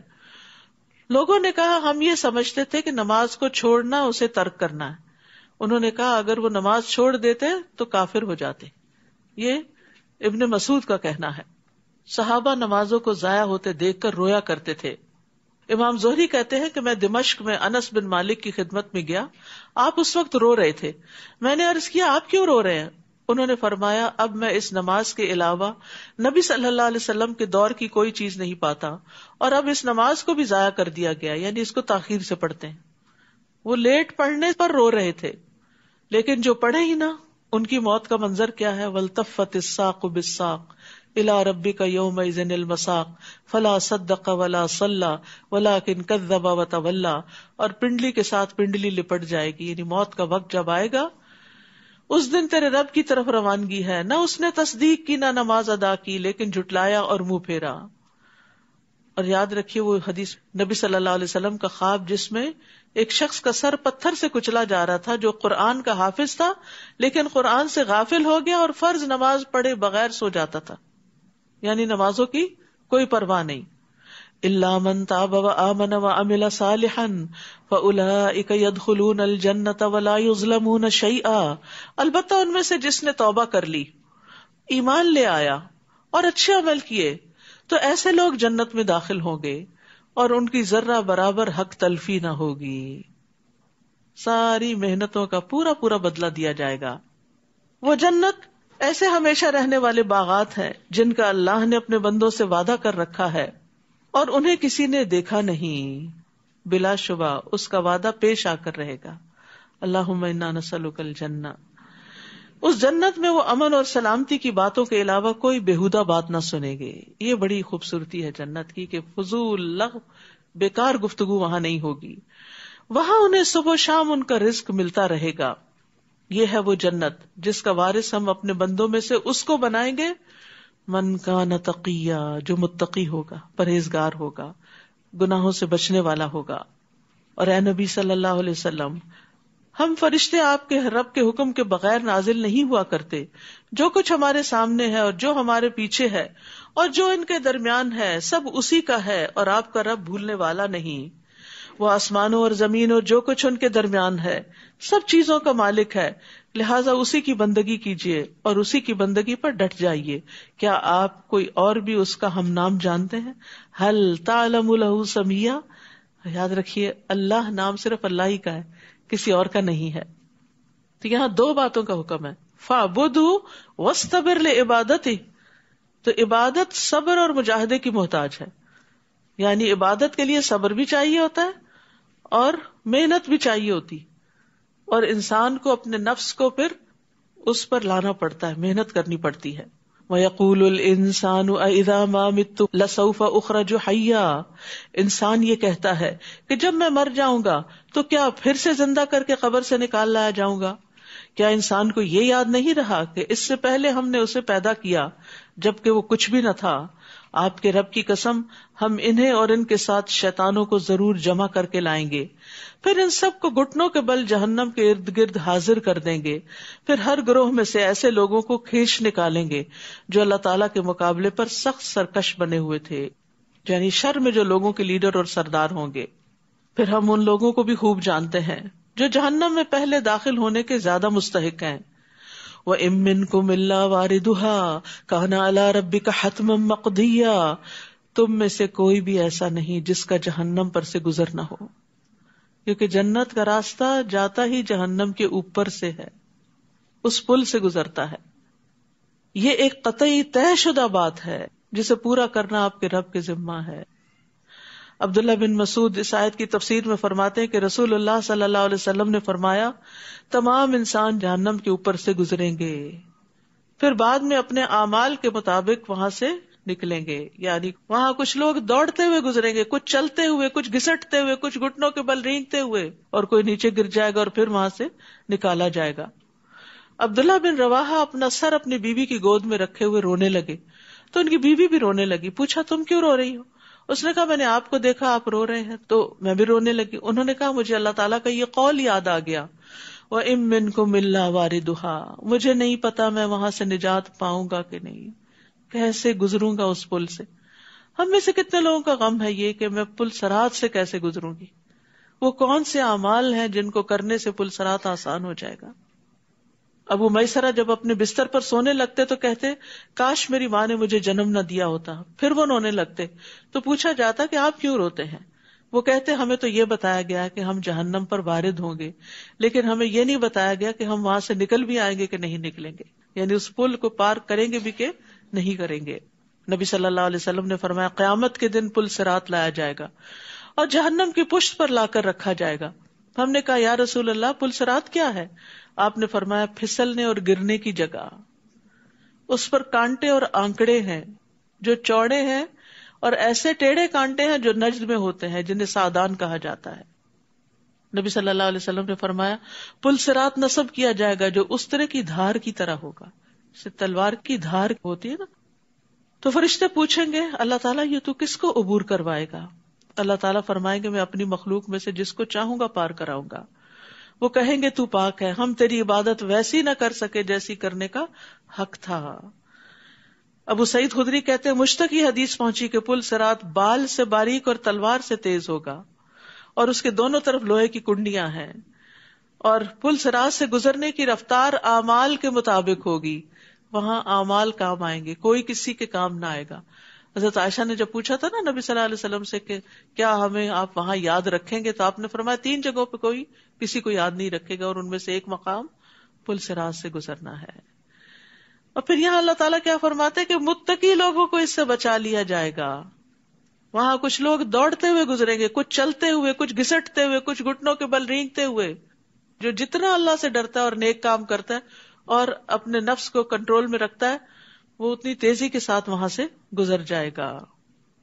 ثم ننجی الذین اتقوا، پھر ہم پرہیزگاروں کو تو جہنم سے نجات دیں گے. وَنَذَرُ الظَّالِمِينَ فِيهَا جِثِيًّا، مگر ظالموں کو اس میں گھٹنوں کے بل گرے ہوئے چھوڑ دیں گے. اور جب ان پر ہماری واضح آیات پڑھی جاتی ہیں تو کافر ایمان والوں سے کہتے ہیں بتاؤ ہم دونوں گروہوں میں سے کس کی حالت بہتر ہے اور کس کی مجلس اچھی ہے، دار ارقم اچھا ہے یا دار الندوہ اچھا ہے. ان کو اپنی مجلس پر بڑا فخر تھا، اپنی اسمبلی کی جگہ پر. حالانکہ ہم ان سے پہلے کئی ایسی قومیں ہلاک کر چکے ہیں جو ساز و سامان اور ظاہری شان و شوکت کے لحاظ سے ان سے بہتر تھی. تو یاد رکھیے اچھے لباس اور اچھے رہن سہن کا اللہ کے یہاں کوئی مقام نہیں. اللہ سبحانہ وتعالیٰ جسموں اور شکلوں کو نہیں دیکھتا، اللہ سبحانہ وتعالیٰ انسان کے دل کو دیکھتا ہے کہ اس میں تقویٰ کتنا ہے، اور اعمال کو دیکھتا ہے کہ یہ کر کے کیا لایا ہے. آپ ان سے کہیے جو شخص گمراہی میں پڑا ہوا ہو تو اللہ تعالیٰ اسے ایک مدت تک ڈھیل دیے جاتے ہیں، یہاں تک کہ یہ لوگ وہ کچھ دیکھ لیتے ہیں جس کا ان سے وعدہ کیا جاتا ہے، خواہ یہ عذاب الہی ہو یا قیامت ہو. اس وقت انہیں معلوم ہو جائے گا کہ کس کا حال برا ہے اور کس کا جتھا کمزور ہے. اور جو لوگ راہ راست پر چلتے ہیں اللہ انہیں مزید ہدایت عطا کرتے ہیں. نیکی کے راستے پہ چلنے کا نتیجہ آگے نیکیوں سے ملاقات ہے، اور باقی رہنے والی نیکیاں ہی آپ کے رب کے نزدیک ثواب اور انجام کے لحاظ سے بہتر ہیں. والباقیات الصالحات خیر عند ربک ثوابا وخیر مردا. تو یاد رکھیے ہر شخص علم یا نیک عمل کے لیے جو کوشش کرتا ہے، محنت کرتا ہے، تو اللہ تعالیٰ اس کوشش کے بدلے اس کو ایک اور نیکی کی توفیق دے دیتے ہیں. ٹھیک ہے. اور یہ باقیات الصالحات کیا ہے؟ سبحان اللہ والحمد للہ ولا الہ الا اللہ واللہ اکبر. بھلا آپ نے اس شخص کی حالت پر بھی غور کیا جو ہماری آیات کا انکار کرتا ہے اور کہتا ہے کہ مجھے مال اور اولاد ضرور دیا جائے گا؟ کیا اسے غیب کا پتہ چل گیا ہے یا اس نے اللہ سے کوئی عہد لے رکھا ہے؟ ایسا ہرگز نہیں ہوگا. اور جو کچھ یہ کہہ رہا ہے اسے ہم لکھ لیں گے اور اس کے عذاب میں مزید اضافہ کریں گے. اور جن باتوں کے متعلق یہ کہہ رہا ہے، مال اور اولاد، ان کے وارث تو ہم ہوں گے اور یہ اکیلا ہی ہمارے پاس آئے گا. یعنی مال اولاد سب پیچھے رہ جاتا ہے، انسان اکیلا رب کے حضور حاضر ہوتا ہے. یعنی قبر میں بھی اکیلا جاتا ہے اور آخرت میں بھی اکیلا اٹھے گا. وَيَأْتِينَا فَرْدًا، نیز ان لوگوں نے اللہ کے سوا دوسرے معبود بنا رکھے ہیں تاکہ وہ ان کے مددگار بنے. ایسا ہرگز نہ ہوگا، وہ معبود تو ان کی عبادت سے ہی انکار کر دیں گے بلکہ الٹا ان کے مخالف بن جائیں گے. تو جو غیر اللہ سے مدد طلب کرتا ہے وہ بے یار و مددگار ہی رہتا ہے. آپ دیکھتے نہیں کہ ہم نے کافروں پر شیطان چھوڑ رکھے ہیں جو انہیں ہر وقت مخالفت حق پر اکساتے رہتے ہیں، یعنی خواہشات میں مبتلا کرتے رہتے ہیں، فساد کی راہیں دکھاتے ہیں. سو آپ ان پر نزول عذاب کے لیے جلدی نہ کیجیے، ہم ان کی گنتی کے دن شمار کر رہے ہیں. جس دن ہم پرہیزگاروں کو اکٹھا کریں گے کہ وہ رحمان کے مہمان بنے، اور مجرموں کو پیاسے جانوروں کی طرح جہنم کی طرف ہانک لے جائیں گے. اس دن کوئی بھی کسی کی سفارش نہ کر سکے گا مگر جس نے اللہ سے عہد لیا ہو. اور بعض لوگ کہتے ہیں کہ رحمان کی اولاد ہے. یہ تو اتنی بری بات ہے جو تم گھڑ لائے ہو، جس سے ابھی آسمان پھٹ پڑے اور زمین شق ہو جائے اور پہاڑ دھڑام سے گر پڑے. یعنی شرک جو ہے اس سے ساری مخلوقات ڈرتی ہے اور کانپتی ہے، اس بات پر کہ انہوں نے رحمان کے لیے اولاد کا دعویٰ کیا، حالانکہ رحمان کے شایان شان نہیں کہ وہ کسی کو اولاد بنائے. آسمان اور زمین میں جو کچھ بھی ہے وہ سب رحمان کے حضور غلام بن کر آئیں گے.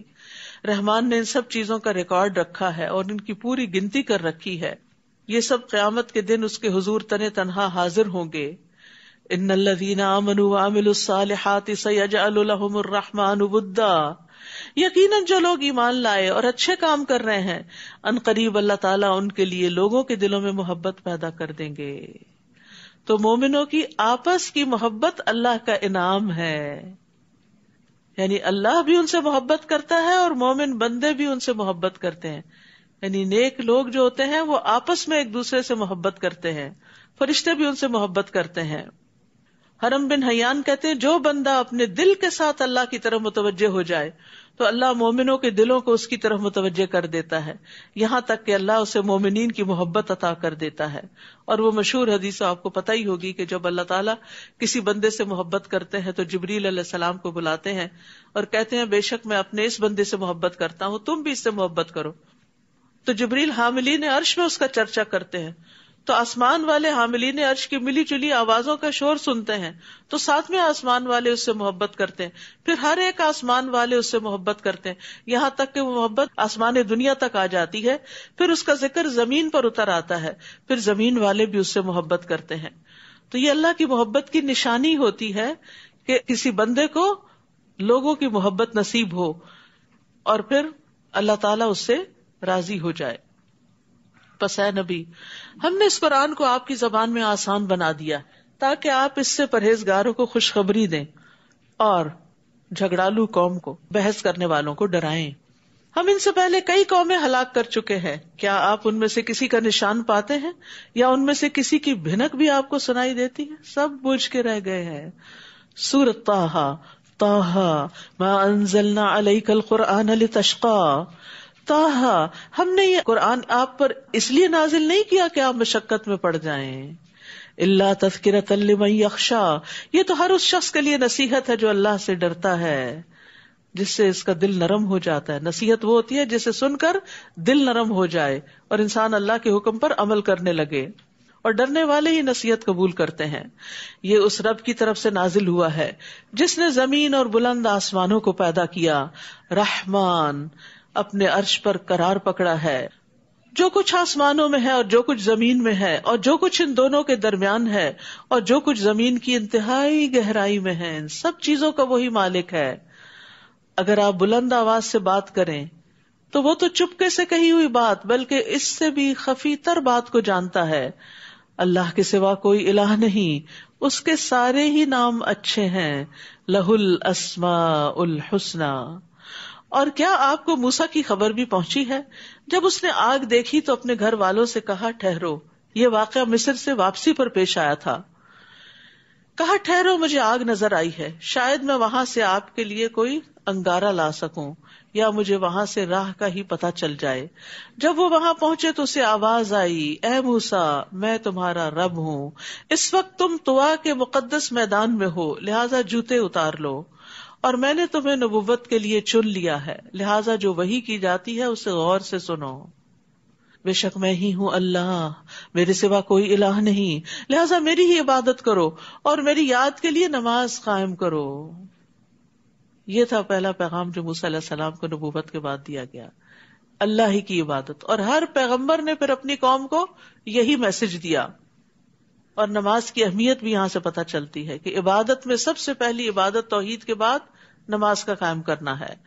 قیامت یقیناً آنے والی ہے، میں اسے ظاہر کرنے ہی والا ہوں تاکہ ہر شخص اپنی کوشش کا بدلہ پائے. یہ ہے مقصد قیامت آنے کا. لہٰذا جو شخص قیامت پر ایمان نہیں لاتا اور اپنی خواہش کے پیچھے لگا ہوا ہے وہ تمہیں قیامت کے ذکر سے روک نہ دے، ورنہ تم بھی ہلاک ہو جاؤ گے. آپ دیکھیے کہ لوگوں کو قیامت کا تذکرہ پسند نہیں، موت کا ذکر پسند نہیں ہوتا. وہ کہتے ہیں یہ باتیں روز نہ کیا کرو.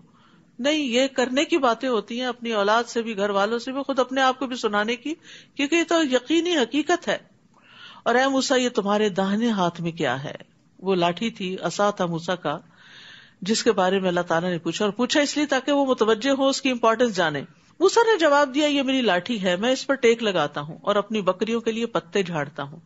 علاوہ ازیں میرے لیے اس میں اور بھی کئی فوائد ہیں. اللہ تعالیٰ نے فرمایا موسیٰ اسے زمین پر ڈال دو. وہ فائدے بتا رہے ہیں، اللہ تعالیٰ کا حکم آ گیا نیچے پھینک دو، اور اس میں حکمت تھی.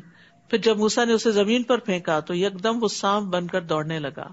اللہ تعالیٰ نے فرمایا اسے پکڑو اور ڈرو نہیں، ہم جلد ہی اسے اس کی پہلی حالت پر لے آئیں گے. اور ذرا اپنا ہاتھ اپنی بغل میں دباؤ، یہ بغیر کسی تکلیف کے چمکتا ہوا نکلے گا. یہ دوسری نشانی ہے، یہ اس لیے کہ ہم تمہیں اپنی بڑی بڑی نشانیاں دکھلانے والے ہیں. ابھی تو آغاز ہے. اب تم فرعون کے پاس جاؤ کہ وہ سرکش ہو گیا ہے. موسیٰ علیہ السلام نے عرض کیا، رب اشرح لی صدری، اے میرے رب میرا سینہ کھول دے. جب سینہ کھل جاتا ہے، شرح صدر ہو جاتا ہے، تو حق قبول کرنا بڑا آسان ہوتا ہے اور انسان کا دل بڑا ہو جاتا ہے. یعنی صرف یہ مطلب نہیں ہوتا کہ ٹیکسٹ مجھے سمجھ آ جائے، اس کا مطلب ہوتا ہے کہ میرے یقین میں اضافہ ہو، میرے ایمان میں اضافہ ہو، اور میری بزدلی ختم ہو، میرا اللہ پہ بھروسہ زیادہ ہو، اور جو بھی کوئی کام آپ کرنے جا رہے ہیں اس کو آپ بہترین طریقے سے کر سکیں. چاہے آپ کوئی رشتہ ہی لینے جا رہے ہوں تو رب اشرح لی صدری، اللہ میرا سینہ کھول دے، مجھے صحیح بات سجا دے. ویسر لی امری واحلل عقدۃ من لسانی، کمیونیکیشن آسان ہو. یفقہوا قولی، جو میں کہنا چاہ رہا ہوں دوسروں کو سمجھ آ جائے. بہت دفعہ مس کمیونیکیشن، لیک آف انڈرسٹینڈنگ فساد کا باعث بن جاتی. آپ کچھ کہہ رہے ہیں، دوسرا کچھ اور سمجھ رہے ہیں، آپ بات شروع ہی کر رہے ہیں، دوسرا بھڑک کے اٹھ رہے ہیں. تو ہو سکتا ہے کہ آپ کے کہنے کے انداز میں کوئی ایسی چیز ہو کہ جس سے دوسرا اوفینڈ ہو گیا ہو، تو دوسرا اس کو اپنے لیے اوفینس سمجھ رہا ہو. تو انسان کو ہر موقع پر یہ دعا بڑا فائدہ دیتی ہے. وَيَسِّرْ لِي أَمْرِي، اور میرے لیے میرا کام آسان بنا دے. وَاحْلُلْ عُقْدَةً مِّن لِّسَانِي، اور میری زبان سے لکنت کی گرہ کھول دے جو موسیٰ علیہ السلام کو لاحق تھی. يَفْقَهُوا قَوْلِي، تاکہ لوگ میری بات سمجھ سکیں. وَاجْعَل لِّي وَزِيرًا مِّنْ أَهْلِي، اور میرے لیے میرے خاندان میں سے ایک مددگار مقرر کر دے. ہارون اخی، ہارون کو جو میرا بھائی ہے. اشدد بہ ازری، اس سے میری کمر کو مضبوط کر. واشرکہ فی امری، اور اسے میرے کام میں شریک کر. یہ ہے شرح صدر، کہ دوسروں کو کام میں شریک کر لینا، دوسروں سے کام لے لینا، دوسروں کو اپنا مددگار بنا لینا. کئی نسبحک کثیرا، تاکہ ہم تیری تسبیح بیان کریں. ونذکرک کثیرا، اور خوب خوب تیرا ذکر کریں. انک کنت بنا بصیرا، بلا شبہ تو ہر آن ہمیں دیکھ رہا ہے. قال قد اوتیت سؤلک یا موسیٰ، اللہ تعالیٰ نے فرمایا موسیٰ جو کچھ تم نے مانگا وہ تمہیں دے دیا گیا، ساری دعائیں قبول ہو گئیں. سبحان اللہ. اور ہم نے تم پر ایک اور مرتبہ بھی احسان کیا تھا. وہ وقت یاد کرو جبکہ ہم نے تمہاری ماں کی طرف اشارہ کیا، جو وحی کے ذریعے کیا جاتا، یعنی خفیہ اشارہ کیا جو کسی کو نہیں پتا چلا، صرف انہی تک بات پہنچی، کہ تم اس بچے موسیٰ کو صندوق میں رکھو، پھر اس صندوق کو دریا میں ڈال دو. دریا اس صندوق کو ساحل پہ پھینک دے گا جسے میرا اور موسیٰ کا دشمن اٹھا لے گا. میں نے تم پر اپنی طرف سے محبت ڈال دی کہ جو کوئی تمہیں دیکھے پیار کرنے لگے، اور یہ اس لیے کیا کہ میری نگرانی میں تمہاری پرورش ہو، تیرے دشمن بھی تجھ سے محبت کریں. جب تمہاری بہن لبے ساحل تمہارے ساتھ ساتھ چل رہی تھی، موسیٰ پانی میں تھے اور بہن کنارے پر، اور جب فرعون نے صندوق اٹھا لیا تو انہیں کہنے لگی کیا میں تمہیں ایسے شخص کا پتہ دوں جو اس بچے کی ٹھیک طرح پرورش کر سکے؟ پھر ہم نے تمہاری ماں کے پاس تمہیں لوٹا دیا تاکہ وہ اپنی آنکھیں ٹھنڈی کرے اور غم زدہ نہ رہے، اس کا غم دور کر دیا. نیز تم نے ایک آدمی کو مار ڈالا تھا تو ہم نے تمہیں اس غم سے نجات دی، یعنی گلٹ سے نکال دیا. پھر تمہیں مختلف آزمائشوں سے گزارا. فَفَتَنَّاكَ فُتُونًا، یعنی اس کے بعد پھر موسیٰ علیہ السلام 8-10 سال مدین میں رہے، بکریاں چراتے رہے. تو یہ سارے موسیٰ علیہ السلام کی زندگی کے حالات اللہ تعالیٰ بیان کر رہے ہیں کہ کہاں کہاں سے وہ گزرے. ہمارے لیے ایک سبق ہے نا اس میں، کہ کچھ پانے کے لیے انسان کو زندگی کے کن پگڈنڈیوں پہ چلنا پڑتا ہے، راستے میں کیسے کیسے لوگ ملتے ہیں، کیسے کیسے حادثے ہوتے ہیں، اور اللہ تعالیٰ کس طرح بچاتا چلا جاتا ہے انسان کو. پھر تم کئی سال مدین والوں کے ہاں رہے، پھر اب تم اے موسیٰ تقدیر کے مطابق ٹھیک وقت پر یہاں آ گئے. یہ وقت مقرر تھا تمہاری نبوت کے لیے، اللہ سے ملاقات کے لیے، اللہ سبحانہ تعالیٰ سے کلام کے لیے. وَاصْطَنَعْتُكَ لِنَفْسِي، اور میں نے تمہیں اپنے کام کا بنا لیا. اللہ ہمیں بھی اپنے کام کا بنا لے. لیکن آپ دیکھیے کہ جب اللہ کام کا بناتا ہے نا تو بعض اوقات ٹھکائی بھی ہوتی ہے، یعنی مشکلیں بھی پیش آتی ہیں، لیکن ان پہ صبر کرنا چاہیے اور اللہ کی رضا پہ راضی رہنا چاہیے. لیکن یہ کہ خوش قسمت ہے وہ انسان جس کو اللہ چن لے. اب تم اور تمہارا بھائی دونوں میرے معجزات لے کر جاؤ اور میرے ذکر میں کوتاہی نہ کرنا. کام کرو لیکن ساتھ ذکر نہیں چھوڑنا، کیونکہ فرعون کے پاس بھیجا جا رہا تھا. ہاں فرعون کے ہاں جاؤ، وہ بڑا سرکش ہو گیا ہے، دیکھو اسے نرمی سے بات کہنا، شاید وہ نصیحت قبول کر لے یا ڈر جائے. فرعون کے ساتھ بھی نرمی سے بات کرنا، تو پھر عام انسان سے کیسے بات کرنی چاہیے ہم سب کو؟ پولائٹلی، آرام سے. مشکل سے مشکل بات بھی تو آرام سے کریں، کیونکہ نرم گفتگو جو ہے وہ صدقہ ہے. نبی صلی اللہ علیہ وسلم نے فرمایا جس کو نرمی سے حصہ دیا گیا تو یقیناً اس کو دنیا اور آخرت کی خیر و بھلائی سے نواز دیا گیا، اور نرم گفتگو کے بدلے جنت میں خوبصورت بالا خانے ملیں گے. قالا ربنا انا نخاف ان یفرط علینا او ان یطغى، دونوں نے عرض کیا اے رب ہم اس بات سے ڈرتے ہیں کہ وہ ہم پہ زیادتی کرے یا مزید سرکشی اختیار کرے.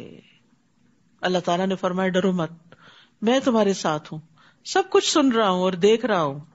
لہٰذا اس کے پاس جاؤ اور اسے کہنا ہم تیرے رب کے رسول ہیں، لہٰذا بنی اسرائیل کو ہمارے ساتھ جانے کے لیے چھوڑ دو اور انہیں تکلیف نہ دو، ہم تیرے پاس تیرے رب کی نشانی لے کر آئے ہیں. والسلام علی من اتبع الہدی، اور جو شخص ہدایت کی پیروی کرے اس کے لیے سلامتی ہے. ہماری طرف وحی کی گئی کہ جو شخص اسے جھٹلائے گا اور منہ موڑے گا اس کے لیے یقیناً عذاب ہے. فرعون نے جواب دیا موسیٰ تمہارا رب کون ہے؟ موسیٰ نے کہا ہمارا رب وہ ہے جس نے ہر چیز کو اس کی صورت خاص عطا کی پھر اس کی رہنمائی کی. فرعون نے کہا تو پھر جو نسلیں گزر چکی ہیں وہ کس حال میں ہیں؟ موسیٰ نے جواب دیا ان کا علم میرے رب کے پاس ایک کتاب میں ہے، میرا رب نہ چوکتا ہے اور نہ بھولتا ہے. وہی جس نے تمہارے لیے زمین کا فرش بچھایا اور اس میں تمہارے چلنے کو راستے بنائے اور اوپر سے پانی برسایا، پھر اس بارش سے مختلف قسم کی پیداوار نکالی، کھاؤ اور اپنے جانوروں کو بھی چراؤ. اس طریقے کار میں اہل عقل کے لیے بہت سی نشانیاں ہیں. اسی زمین سے ہم نے تمہیں پیدا کیا اور اسی میں تمہیں واپس لے جائیں گے اور اسی سے تمہیں دوبارہ نکالیں گے. غرض ہم نے فرعون کو اپنی نشانیاں دکھائیں مگر وہ انہیں جھٹلاتا رہا اور کوئی بات تسلیم نہ کی. موسیٰ سے کہنے لگا کیا تو ہمارے پاس اس لیے آیا کہ ہمیں اپنے جادو کے زور سے ہمارے ملک سے نکال دیں؟ سو ہم بھی اس قسم کا جادو لاتے ہیں، لہٰذا اپنے اور ہمارے درمیان مقابلے کے لیے ایک وقت مقرر کر لو جس کی خلاف ورزی نہ تم کرو نہ ہم کریں، اور اس جگہ پہنچنا دونوں کے لیے یکساں ہو. موسیٰ علیہ السلام نے جواب دیا اچھا یہ وعدہ جشن کا دن ہے اور لوگ چاشت کے وقت جمع ہوں گے، یعنی ان کا بڑا دن تھا. چنانچہ فرعون لوٹ گیا اور اپنے سارے ہتھ کنڈے جمع کیے اور مقابلے پہ آ گیا. اس وقت موسیٰ نے لوگوں سے کہا افسوس تم پر، اللہ کے ذمے جھوٹی باتیں نہ لگاؤ ورنہ عذاب سے وہ تمہیں غارت کر دے گا، کیونکہ جس نے بھی جھوٹ گھڑا ناکام ہی رہا. پھر اس معاملے میں وہ آل فرعون آپس میں جھگڑنے لگے اور خفیہ مشورہ کرنے لگے. آخر کچھ لوگوں نے کہا یہ دونوں جادوگر ہیں اور چاہتے یہ ہیں کہ جادو کے زور سے تمہیں تمہارے ملک سے نکال دیں اور تمہارا مثالی طریقے زندگی ختم کر دیں. لہٰذا اپنی سب تدبیریں اکٹھی کرو اور متحد ہو کر مقابلے میں آؤ اور سمجھ لو کہ جو آج غالب رہا وہ جیت گیا. پھر موسیٰ سے کہنے لگے موسیٰ تم ڈالتے ہو یا پہلے ہم ڈالیں؟ موسیٰ نے کہا تم ہی ڈالو. پھر ان کے جادو کے اثر سے ایسا معلوم ہوتا تھا کہ ان کی رسیاں اور لاٹیاں یکدم دوڑنے لگی ہیں. یہ دیکھ کر موسیٰ اپنے دل میں ڈر گئے. ہم نے وحی کی اسے کہا مت ڈرو، غالب تم ہی رہو گے، اور جو کچھ تمہارے دائیں ہاتھ میں ہے اسے پھینک دو. جو کچھ ان جادوگروں نے بنا رکھا ہے وہ سب کچھ ہڑپ کر جائے گا، یعنی عصا پھینک دو. انہوں نے تو صرف جادو کی فریب کاری ہی بنائی ہے اور جادوگر جہاں سے بھی آئے کامیاب نہیں ہو سکتے. وَلَا يُفْلِحُ السَّاحِرُ حَيْثُ أَتَى، یہ بھی جادو کے توڑ کے لیے بہترین آیت ہے. اور جادوگر جہاں سے بھی آئے مقابلے میں کامیاب نہیں ہو سکتا. تو اگر انسان کو کوئی ایسی تکلیف ہو تو انسان اللہ کی طرف رجوع کرے، اپنا معاملہ اللہ کے سپرد کر دے، اللہ پر توکل کرے، شرعی وظائف اور اوراد اذکار پڑھے اور جادوگروں کے شر سے اللہ کی پناہ ہمیں اپنے آپ کو دے. فَأُلْقِيَ السَّحَرَةُ سُجَّدًا، چنانچہ یہ منظر دیکھ کر جادوگر بے ساختہ سجدے میں گر پڑے، کہنے لگے ہم ہارون اور موسیٰ کے رب پر ایمان لے آئے. فرعون بول اٹھا تم میری اجازت کے بغیر ہی اس پر ایمان لے آئے؟ یقیناً موسیٰ تمہارا بڑا ہے جس نے تمہیں جادو سکھایا ہے.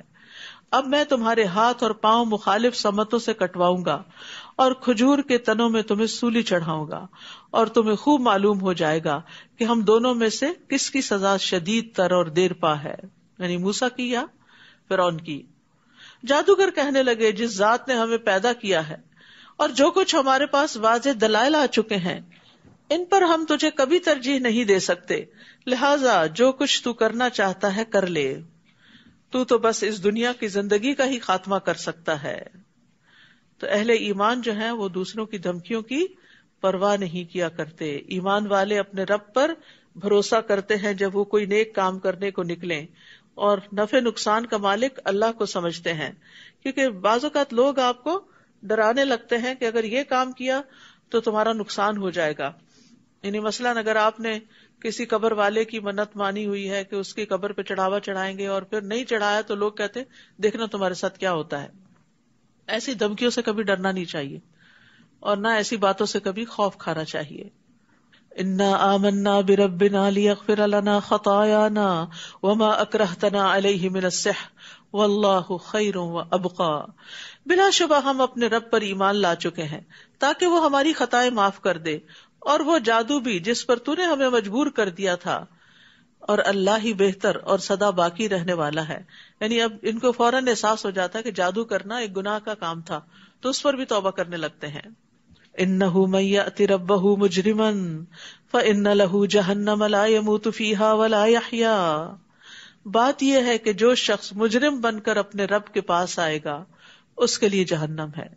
یعنی توبہ نہیں کی، کفر پہ رہا یا گناہوں کے اندر لت پت رہا اور ایسے ہی دنیا سے چلا گیا تو اس کا ٹھکانہ جہنم ہے. لا یموت فیہا ولا یحیا، جس میں نہ وہ مرے گا نہ وہ جیے گا. وہاں زندگی زندگی نہیں اور موت موت نہیں. اور جو مومن بن کر آئے اور اس نے نیک اعمال بھی کیے ہوں تو ایسے ہی لوگوں کے لیے بلند درجات ہیں. ایمان اور عمل صالح. اور سدا بہار باغات جن میں نہریں بہ رہی ہوں گی، وہ اس میں ہمیشہ رہیں گے. یہ اس شخص کے لیے جزا ہے جو گناہوں سے پاک رہا.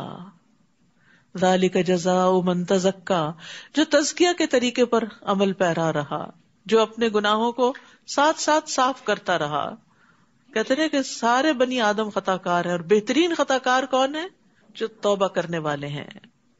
اور التائب من الذنب کمن لا ذنب لہ، گناہ سے توبہ کرنے والا ایسا ہے جیسا اس نے کبھی گناہ کیا ہی نہ ہو. اور ہم نے موسیٰ کی طرف وحی کی کہ میرے بندوں کو راتوں رات لے کر نکل جاؤ، پھر ان کے لیے سمندر میں خشک راستہ بناؤ، تمہیں نہ تو تعاقب کا خوف ہو اور نہ ڈوب جانے کا ڈر ہو. پھر فرعون نے اپنے لاؤ لشکر سمیت ان کا پیچھا کیا تو سمندر نے انہیں یوں ڈھانپ لیا جیسے ڈھانپنے کا حق تھا. پوری طرح پانی کے نیچے آ گئے سارے. اور فرعون نے اپنی قوم کو گمراہ ہی کیا، سیدھی راہ نہ دکھائی، کیونکہ انجام اچھا نہیں ہوا. بظاہر دیکھنے میں تو اس نے بہت تعمیرات کی تھی اور ملک کو بہت ترقی دی تھی، دنیاوی اعتبار سے وہ ایک بڑا کامیاب بادشاہ تھا، لیکن انجام کے اعتبار سے نہیں. تو ہر وہ کام جس کا انجام اچھا نہ ہو وہ اچھا نہیں ہوتا، چاہے بظاہر وہ کتنا ہی چمکدار کیوں نہ نظر آ رہا ہو، بظاہر دیکھنے میں کتنا ہی خوبصورت کیوں نہ لگے. اے بنی اسرائیل، ہم نے تمہیں تمہارے دشمن سے نجات دی اور طور کی دائیں جانب تمہیں کتاب دینے کا وعدہ دیا اور تم پر من اور سلوہ اتارا اور کہا کہ ہم نے جو پاکیزہ چیزوں کا تمہیں رزق دیا ہے اسے کھاؤ اور کھا کر سرکشی نہ کرو ورنہ تم پر میرا غضب نازل ہوگا، اور جس پر میرا غضب اترا وہ گر کر ہی رہا. وَإِنِّي لَغَفَّارٌ لِمَن تَابَ وَآمَنَ وَعَمِلَ صَالِحًا ثُمَّ اهْتَدَىٰ. اور جو شخص توبہ کرے، ایمان لائے، اچھے عمل کرے اور سیدھے رستے پر گامزن رہے تو اس سے یقیناً میں بہت درگزر کرنے والا ہوں. اور اے موسیٰ، کون سی چیز تمہیں اپنی قوم سے پہلے یہاں لے آئی؟ یعنی تم نے عجلت کیوں کی؟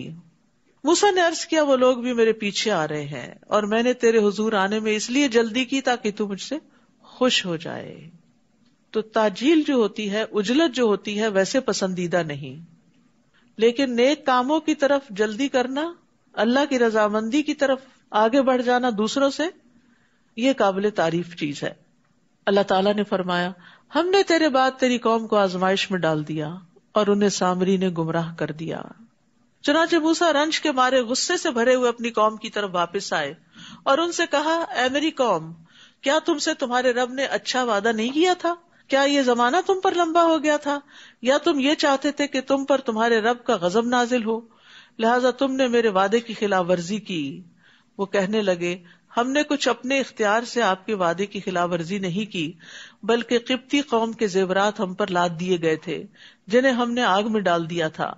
پھر اس طرح سامری نے بھی زیور آگ میں ڈال دیا. پھر وہ اس ڈھلے ہوئے سونے سے ایک بچڑے کا جسم بنا لایا جس سے بیل کی آواز نکلتی تھی. وہ لوگ کہنے لگے تمہارا اور موسیٰ کا الہ تو یہی ہے.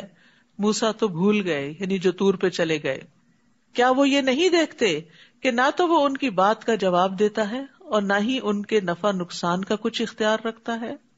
اور اس سے پیشتر ہارون انہیں یہ کہہ چکے تھے، کس بچڑے کے جسم سے تمہاری آزمائش کی جا رہی ہے؟ بلا شبہ تمہارا رب رحمان ہی ہے، وَإِنَّ رَبَّكُمُ الرَّحْمَنُ فَاتَّبِعُونِی، لہٰذا میری پیروی کرو، وَأَطِیعُوا أَمْرِی، اور میرے حکم کی اطاعت کرو۔ وہ کہنے لگے، جب تک موسیٰ ہمارے پاس واپس نہیں آ جاتا ہم تو اسی کی پرورش کرتے رہیں گے، یعنی اسی بچڑے کی۔ جب موسیٰ علیہ السلام واپس آئے تو ہارون سے کہا، ہارون جب تم انہیں گمراہ ہوتے دیکھ رہے تھے تو انہیں منع کرنے سے کس بات نے تمہیں روکے رکھا کہ تم لوگ میری پیروی نہ کرو؟ کیا تم نے میرے حکم کی خلاف ورزی کی؟ ہارون نے جواب دیا، اے میرے ماں جائے بھائی، یعنی پیار سے، میری داڑھی اور میرے سر کے بال نہ پکڑو، مجھے اس بات کا اندیشہ تھا کہ تم آ کر یہ نہ کہو کہ تم نے بنی اسرائیل میں پھوٹ ڈال دی اور میری بات کا لحاظ نہ رکھا۔ تو یہاں چونکہ موسیٰ علیہ السلام غصے میں تھے تو ہارون علیہ السلام بڑے پیار سے ان سے بات کرتے ہیں اور پیار سے ان کو سمجھاتے ہیں۔ اور دوسری یہ بات پتہ چلتی ہے کہ ہارون علیہ السلام کے اندر بھی بڑی حکمت تھی۔ فتنے فساد سے بچنے کے لیے انہوں نے کہا کہ موسیٰ علیہ السلام آ کے ہی فیصلہ کر لیں گے، میں ابھی اس معاملے کو ایسے ہی رہنے دیتا ہوں۔ سمجھایا ضرور لیکن سختی نہ کی۔ قال فما خطبک یا سامری، پھر موسیٰ نے سامری کی طرف متوجہ ہو کر کہا، بتاؤ سامری تمہارا کیا معاملہ ہے؟ سامری نے کہا، میں نے وہ چیز دیکھی جو دوسروں کو نظر نہ آئی، چنانچہ میں نے رسول کے نقش قدم سے ایک مٹی اٹھا لی، پھر اس بچڑے کے جسم میں اس کو ڈال دیا، میرے نفس نے مجھے ایسا ہی سمجھایا تھا۔ موسیٰ نے اسے کہا، جاؤ، تمہارے لیے زندگی بھر یہ سزا ہے کہ دوسروں سے کہتے رہو گے کہ مجھے نہ چھونا، لا مساس لا مساس، اور تمہارے لیے عذاب کا ایک وقت ہے جو تجھ سے کبھی نہیں ٹل سکتا، اور اپنے الہ کی طرف تو دیکھ جس کے آگے تو موتقف رہتا تھا کہ ہم اسے کیسے جلا ڈالتے ہیں، پھر اس کی راکھ کو کیسے دریا میں بکھیر دیتے ہیں۔ یہاں پر آپ دیکھیے کہ سامری کو سزا دی جا رہی ہے، اور وہ سزا موت تک کے لیے، کہ وہ اس طرح کے پاگل پن کی حرکتیں کرے کہ کسی کو اپنے قریب نہ آنے دے۔ اور پھر یہ کہ بچڑا جو تھا وہ سونے کا تھا، زیورات کا تھا، چاہتے تو وہ کسی دنیاوی فائدے کے لیے رکھ دیتے، لیکن اب اس کے ساتھ ایک الہ کا کانسیپٹ وابستہ ہو گیا تھا، لہٰذا اس کو جلانے کی بات کی گئی۔ انما الہکم اللہ الذی لا الہ الا ہو وسع کل شیء علما، تمہارا الہ تو صرف اللہ ہی ہے جس کے سوا کوئی الہ نہیں، جس کا علم ہر چیز کو گھیرے ہوئے ہے۔ یاد رکھیے، ان اللہ لا یخفی علیہ شیء فی الارض ولا فی السماء، اللہ تعالیٰ سے زمین اور آسمان کی کوئی بھی چیز چھپی ہوئی نہیں ہے۔ اللہ تعالیٰ ہر چیز کو اپنے علم سے گھیرے ہوئے ہے۔ وسع کرسیہ السماوات والارض، اے نبی اسی طرح ہم گزرے ہوئے لوگوں کی خبریں آپ سے بیان کرتے ہیں، نیز ہم نے اپنے ہاں سے آپ کو ذکر یعنی قرآن عطا کیا ہے۔ من اعرض عنہ فإنہ یحمل یوم القیامۃ وزرا، جو شخص اس سے اعراض کرے گا وہ قیامت کے دن گناہ کا بوجھ اٹھائے ہوئے ہوگا۔ اعراض کیا ہوتا ہے؟ منہ موڑنا۔ منہ موڑنا کیا ہوتا ہے؟ اس چیز کو دیکھنا ہی نہیں، اس کو اٹھانا ہی نہیں، اس کو کھولنا ہی نہیں، اس کو پڑھنا ہی نہیں، اس کو سمجھنا ہی نہیں، اس پر عمل ہی نہیں کرنا، اسے آگے پڑھانا ہی نہیں، گویا وہ چیز زندگی میں ایگزسٹ ہی نہ کرتی ہو۔ تو قرآن سے اعراض جو ہے یہ بہت بڑا گناہ ہے۔ جو قرآن سے اعراض کرے گا وہ قیامت کے دن گناہ کا بوجھ اٹھائے ہوئے ہوگا، وہ ہمیشہ اسی حال میں رہیں گے، اور قیامت کے دن ایسا بوجھ اٹھانا کتنا برا ہوگا۔ جس دن سور پھونکا جائے گا ہم اس دن مجرموں کو اکٹھا کریں گے تو دہشت کے مارے وہ نیلگوں ہو رہے ہوں گے۔ وَنَحْشُرُ الْمُجْرِمِينَ يَوْمَئِذٍ زُرْقًا، دنیا میں ہاتھ کب نیلے ہونے لگتے ہیں؟ بعض اوقات آپ دیکھیں نا بچوں کے چہرے بالکل نیلے ہو جاتے رو کے، غم اور تکلیف کی شدت سے۔ مجرموں کو جب اٹھایا جائے گا تو غم اور غصے کی وجہ سے ان کے چہرے جو ہیں وہ نیلے ہو رہے ہوں گے۔ یتخافتون بینہم ان لبثتم الا عشرا، وہ آپس میں چپکے چپکے کہیں گے کہ ہم دنیا میں یہی کوئی 10 دن ٹھہرے ہوں گے، دنیا میں بس اتنا ہی ٹھہر کے آئے۔ نحن اعلم بما یقولون اذ یقول امثلهم طریقۃ ان لبثتم الا یوما، ہم خوب جانتے ہیں جو کچھ وہ کہیں گے، جبکہ ان میں سے بہتر رائے والا یہ کہے گا کہ تم بس دنیا میں ایک ہی دن ٹھہرے تھے۔ یاد رکھیے کہ قیامت کے دن انسان کو دنیا کی زندگی بہت چھوٹی معلوم ہوگی۔ یہ اتنی لمبی لمبی زندگیاں، 60 سال، 70 سال، 100 سال، وہاں جا کے انسان کہے گا دن یا دن کا کچھ حصہ، کوئی کہے گا 10 دن، کوئی کہے گا 1 دن، ایک ہی دن۔ اللہ اکبر، ایک دن کے لیے کتنی محنت کر رہے ہیں ہم، اور آخرت جو ہمیشہ کے لیے ہے اس کے لیے کیا بھیج رہے ہیں آگے۔ وَيَسْأَلُونَكَ عَنِ الْجِبَالِ فَقُلْ يَنسِفُهَا رَبِّي نَسْفًا، لوگ آپ سے پہاڑوں کے بارے میں پوچھتے ہیں کہ قیامت کو ان کا کیا بنے گا؟ آپ ان سے کہیے میرا رب انہیں دھول بنا کے اڑا دے گا۔ کوہ ہمالیہ اور ماؤنٹ ایوریسٹ اور یہ سارے غبار بن کے اڑ جائیں گے، اور زمین کو ایسا صاف میدان بنا دے گا کہ آپ اس میں کوئی نشیب و فراز نہ دیکھیں گے، بالکل پلین میدان۔ اس دن لوگ پکارنے والے کے پیچھے بولیں گے، کوئی اس سے انحراف نہ کر سکے گا، اور رحمان کے آگے سب آوازیں دب جائیں گی اور ہلکی سی آواز کے سوا کچھ سن نہ سکے گا۔ اس دن سفارش کچھ فائدہ نہ دے گی مگر جسے رحمان اجازت دے اور اس کی بات سننا پسند کرے۔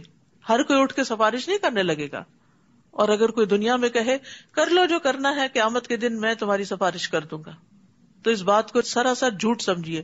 کوئی کسی کی سفارش نہیں کر سکتا اللہ کے اذن کے بغیر، اور وہ مخصوص لوگوں کو دیا جائے گا اذن۔ وہ لوگوں کا اگلا پچھلا حال سب کچھ جانتا ہے، لیکن دوسرے لوگ اسے نہیں جان سکتے۔ یعنی اللہ جانتا ہے جو ہمارے آگے ہے جو پیچھے ہے، لیکن ہمیں نہیں پتا اس کے بارے میں۔ وَأَنَتِ الْوُجُوهُ لِلْحَيِّ الْقَيُّومِ وَقَدْ خَابَ مَنْ حَمَلَ ظُلْمًا، سب چہرے اس دن زندہ پائندہ ہستی کے سامنے جھک جائیں گے، اور جس نے ظلم کا بوجھ اٹھایا وہ نامراد ہوا۔ اور جو شخص نیک اعمال کرے اور وہ مومن ہو تو اسے بے انصافی یا حق تلفی کا ڈر نہ ہوگا، اس میں ظلم نہیں کیا جائے گا۔ اسی طرح ہم نے قرآن کو عربی زبان میں نازل کیا اور طرح طرح سے وعید بیان کیے تاکہ لوگ پرہیزگاری اختیار کریں یا ان میں غور و فکر کی عادت پیدا ہو۔ تو قرآن کے عربی میں آنے کا مقصد کیا ہے؟ اس لیے کہ لوگ غور و فکر کر سکیں اور ان کے اندر پرہیزگاری پیدا ہو، کیونکہ عربی کے الفاظ دل پہ عجب طرح اثر کرتے ہیں۔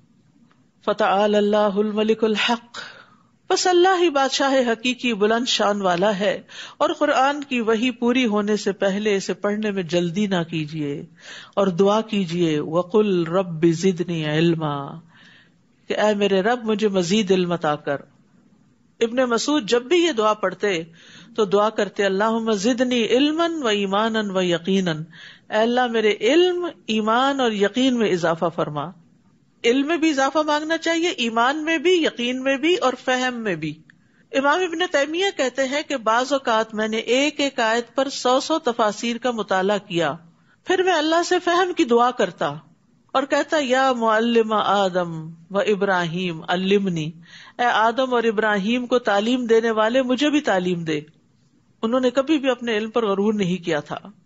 نبی صلی اللہ علیہ وسلم یہ دعا مانگا کرتے تھے اللہم انفعنی بما علمتنی وعلمنی ما ینفعنی وارزقنی علما تنفعنی بہ، اے اللہ تو مجھے جو علم نصیب فرمائے اس سے مجھے فائدہ پہنچا، اور مجھے وہ علم دے جو مجھے فائدہ دے، اور مجھے ایسا علم دے جس کے ذریعے میں فائدہ اٹھا سکوں۔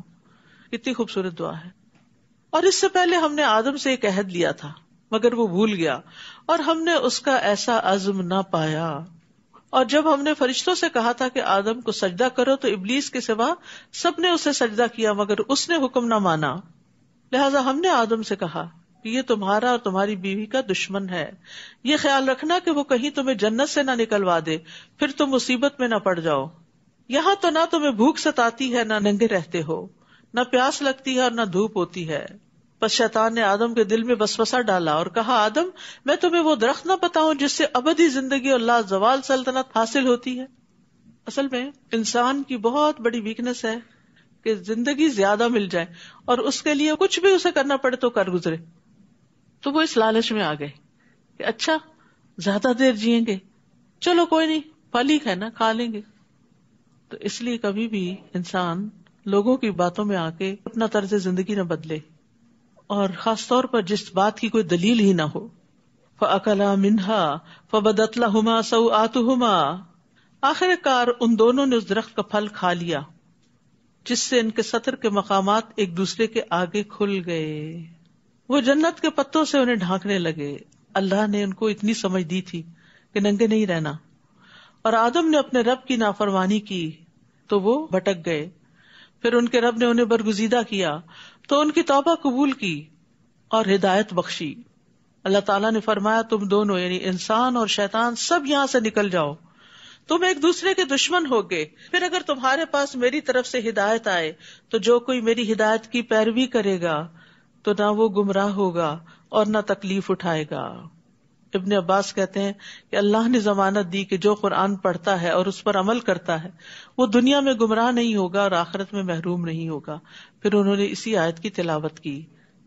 وَمَنْ أَعْرَضَ عَنْ ذِكْرِي فَإِنَّ لَهُ مَعِيشَةً ضَنْكًا وَنَحْشُرُهُ يَوْمَ الْقِيَامَةِ أَعْمَى قَالَ رَبِّ لِمَ حَشَرْتَنِي أَعْمَى وَقَدْ كُنْتُ بَصِيرًا قال كذلك أتتك آياتنا فنسيتها وكذلك اليوم تنسى.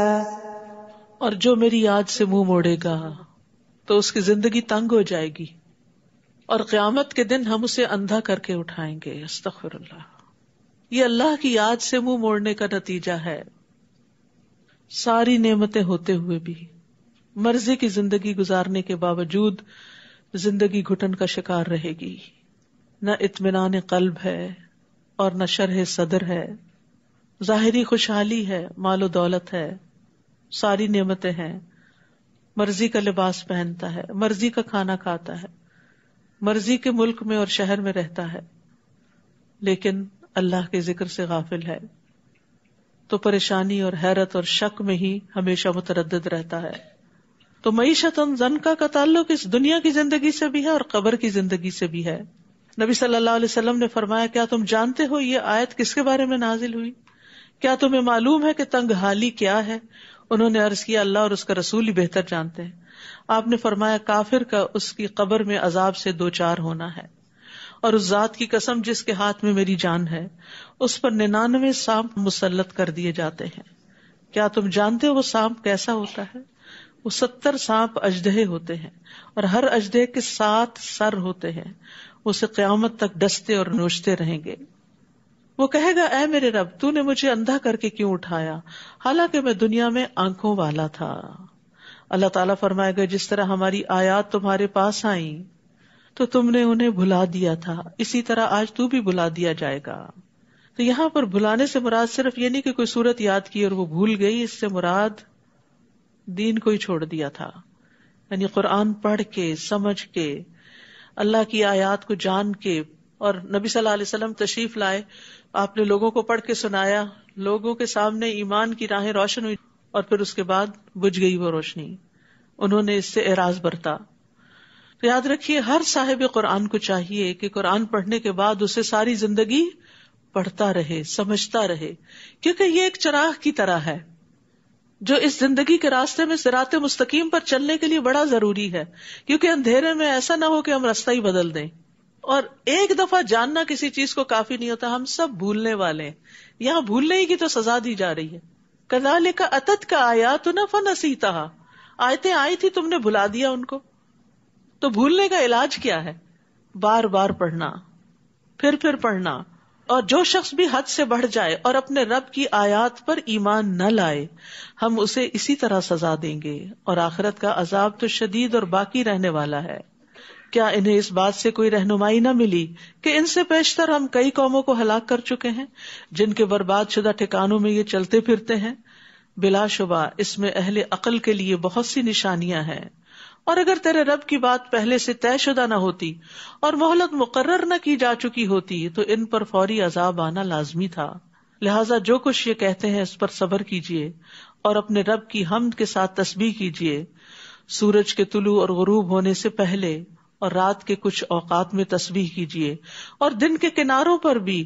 اس طرح امید ہے کہ آپ خوش رہیں گے. پیچھے بھی آیا تھا نا کہ ہمیں معلوم ہے آپ کا سینہ گھٹتا ہے تو آپ تسبیح کیجیے اور سجدہ کیجیے. تو یہاں بھی تسبیح کا ذکر ہے، یعنی جب آپ کو کوئی تکلیف پہنچے تو کثرت سے تسبیح کریں، خاص طور پر فجر کے بعد اور مغرب سے پہلے. یہ دل کی راحت کا سبب بنتا ہے. اور آپ ان چیزوں کی طرف نظر اٹھا کر بھی نہ دیکھیے جو ہم نے مختلف طرح کے لوگوں کو دنیاوی زندگی کی زینت کے لیے دے رکھی ہیں، تاکہ ان چیزوں کے ذریعے ہم انہیں آزمائش میں ڈالیں. اور آپ کے رب کا رزق ہی بہتر اور پائندہ تر ہے. یعنی دنیا کی نعمتیں جو ہیں ان پہ نہ ریجھیں، اور اپنے گھر والوں کو نماز کا حکم دیجیے اور خود بھی اس پہ ڈٹ جائیے. ہم آپ سے رزق نہیں مانگتے، وہ تو ہم خود تمہیں دیتے ہیں، اور انجام پرہیزگاری کا ہی بہتر ہوتا ہے. یاد رکھیے خود بھی نماز پڑھنی اور بچوں کو بھی پڑھوانی ہے اور اس کی فکر کرنی ہے. ابن مسعود کہتے ہیں جس نے نماز ترک کی اس کا کوئی دین نہیں. قرآن پاک میں اللہ تعالیٰ فرماتے ہیں وَأَقِیمُوا الصَّلَاةَ وَلَا تَكُونُوا مِنَ الْمُشْرِکِينَ، اور نماز قائم کرو اور شرک کرنے والوں میں سے نہ ہو جاؤ. رسول اللہ صلی اللہ علیہ وسلم نے فرمایا بے شک انسان اور اس کے کفر اور شرک کے درمیان فرق نماز چھوڑنا ہے. قیامت کے دن سب سے پہلا سوال نماز کا ہوگا. نماز کی حفاظت کرنے والے اللہ کے فضل میں ہوں گے. کسی بھی طرح کی پریشانی میں نماز ہی کی طرف لوٹنا چاہیے. وقالو، اور وہ کہتے ہیں کہ ہمارے پاس اس کے رب کی طرف سے کوئی نشانی کیوں نہیں آتی؟ کیا ان کے پاس پہلے صحیفوں میں واضح دلیل نہیں آ چکی؟ اور اگر ہم انہیں اس سے پیشتر عذاب سے ہلاک کر دیتے تو وہ یہ کہتے کہ ہمارے رب تو نے ہمارے پاس رسول کیوں نہ بھیجا کہ ہم ذلیل و رسوا ہونے سے پہلے تیری آیات کی پیروی کر لیتے. قل کل متربص فتربصوا فستعلمون من اصحاب الصراط السوی ومن اهتدى. آپ ان سے کہیے ہر ایک انجام کار کا منتظر ہے، لہٰذا تم بھی انتظار کرو، جلد ہی تمہیں معلوم ہو جائے گا کہ ہم میں سے کون راہ راست پر ہے اور کون ہدایت یافتہ ہے. وآخر دعوانا ان الحمد للہ رب العالمین. سبحانک اللہم وبحمدک اشہد ان لا الہ الا انت استغفرک واتوب الیک. السلام علیکم ورحمۃ اللہ وبرکاتہ.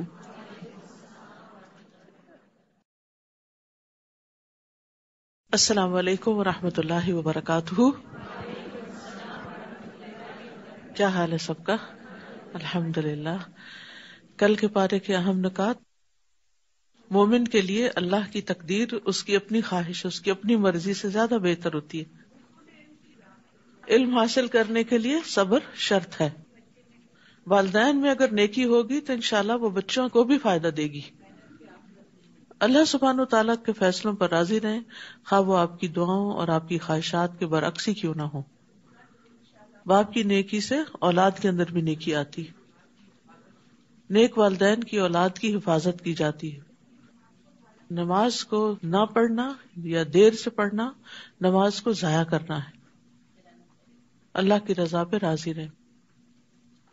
علم کی دولت دنیا کی دولت سے بہتر ہے. عبادت کے لیے صبر اور سخت کوشش چاہیے ہوتی ہے. اللہ سبحانہ و تعالیٰ سے دعا کرتے ہوئے، مانگتے ہوئے عاجزی اختیار کریں، حسن ظن رکھیں اور اچھی امید رکھیں. علم، ایمان اور یقین کے اضافے کے لیے دعا کرنی چاہیے.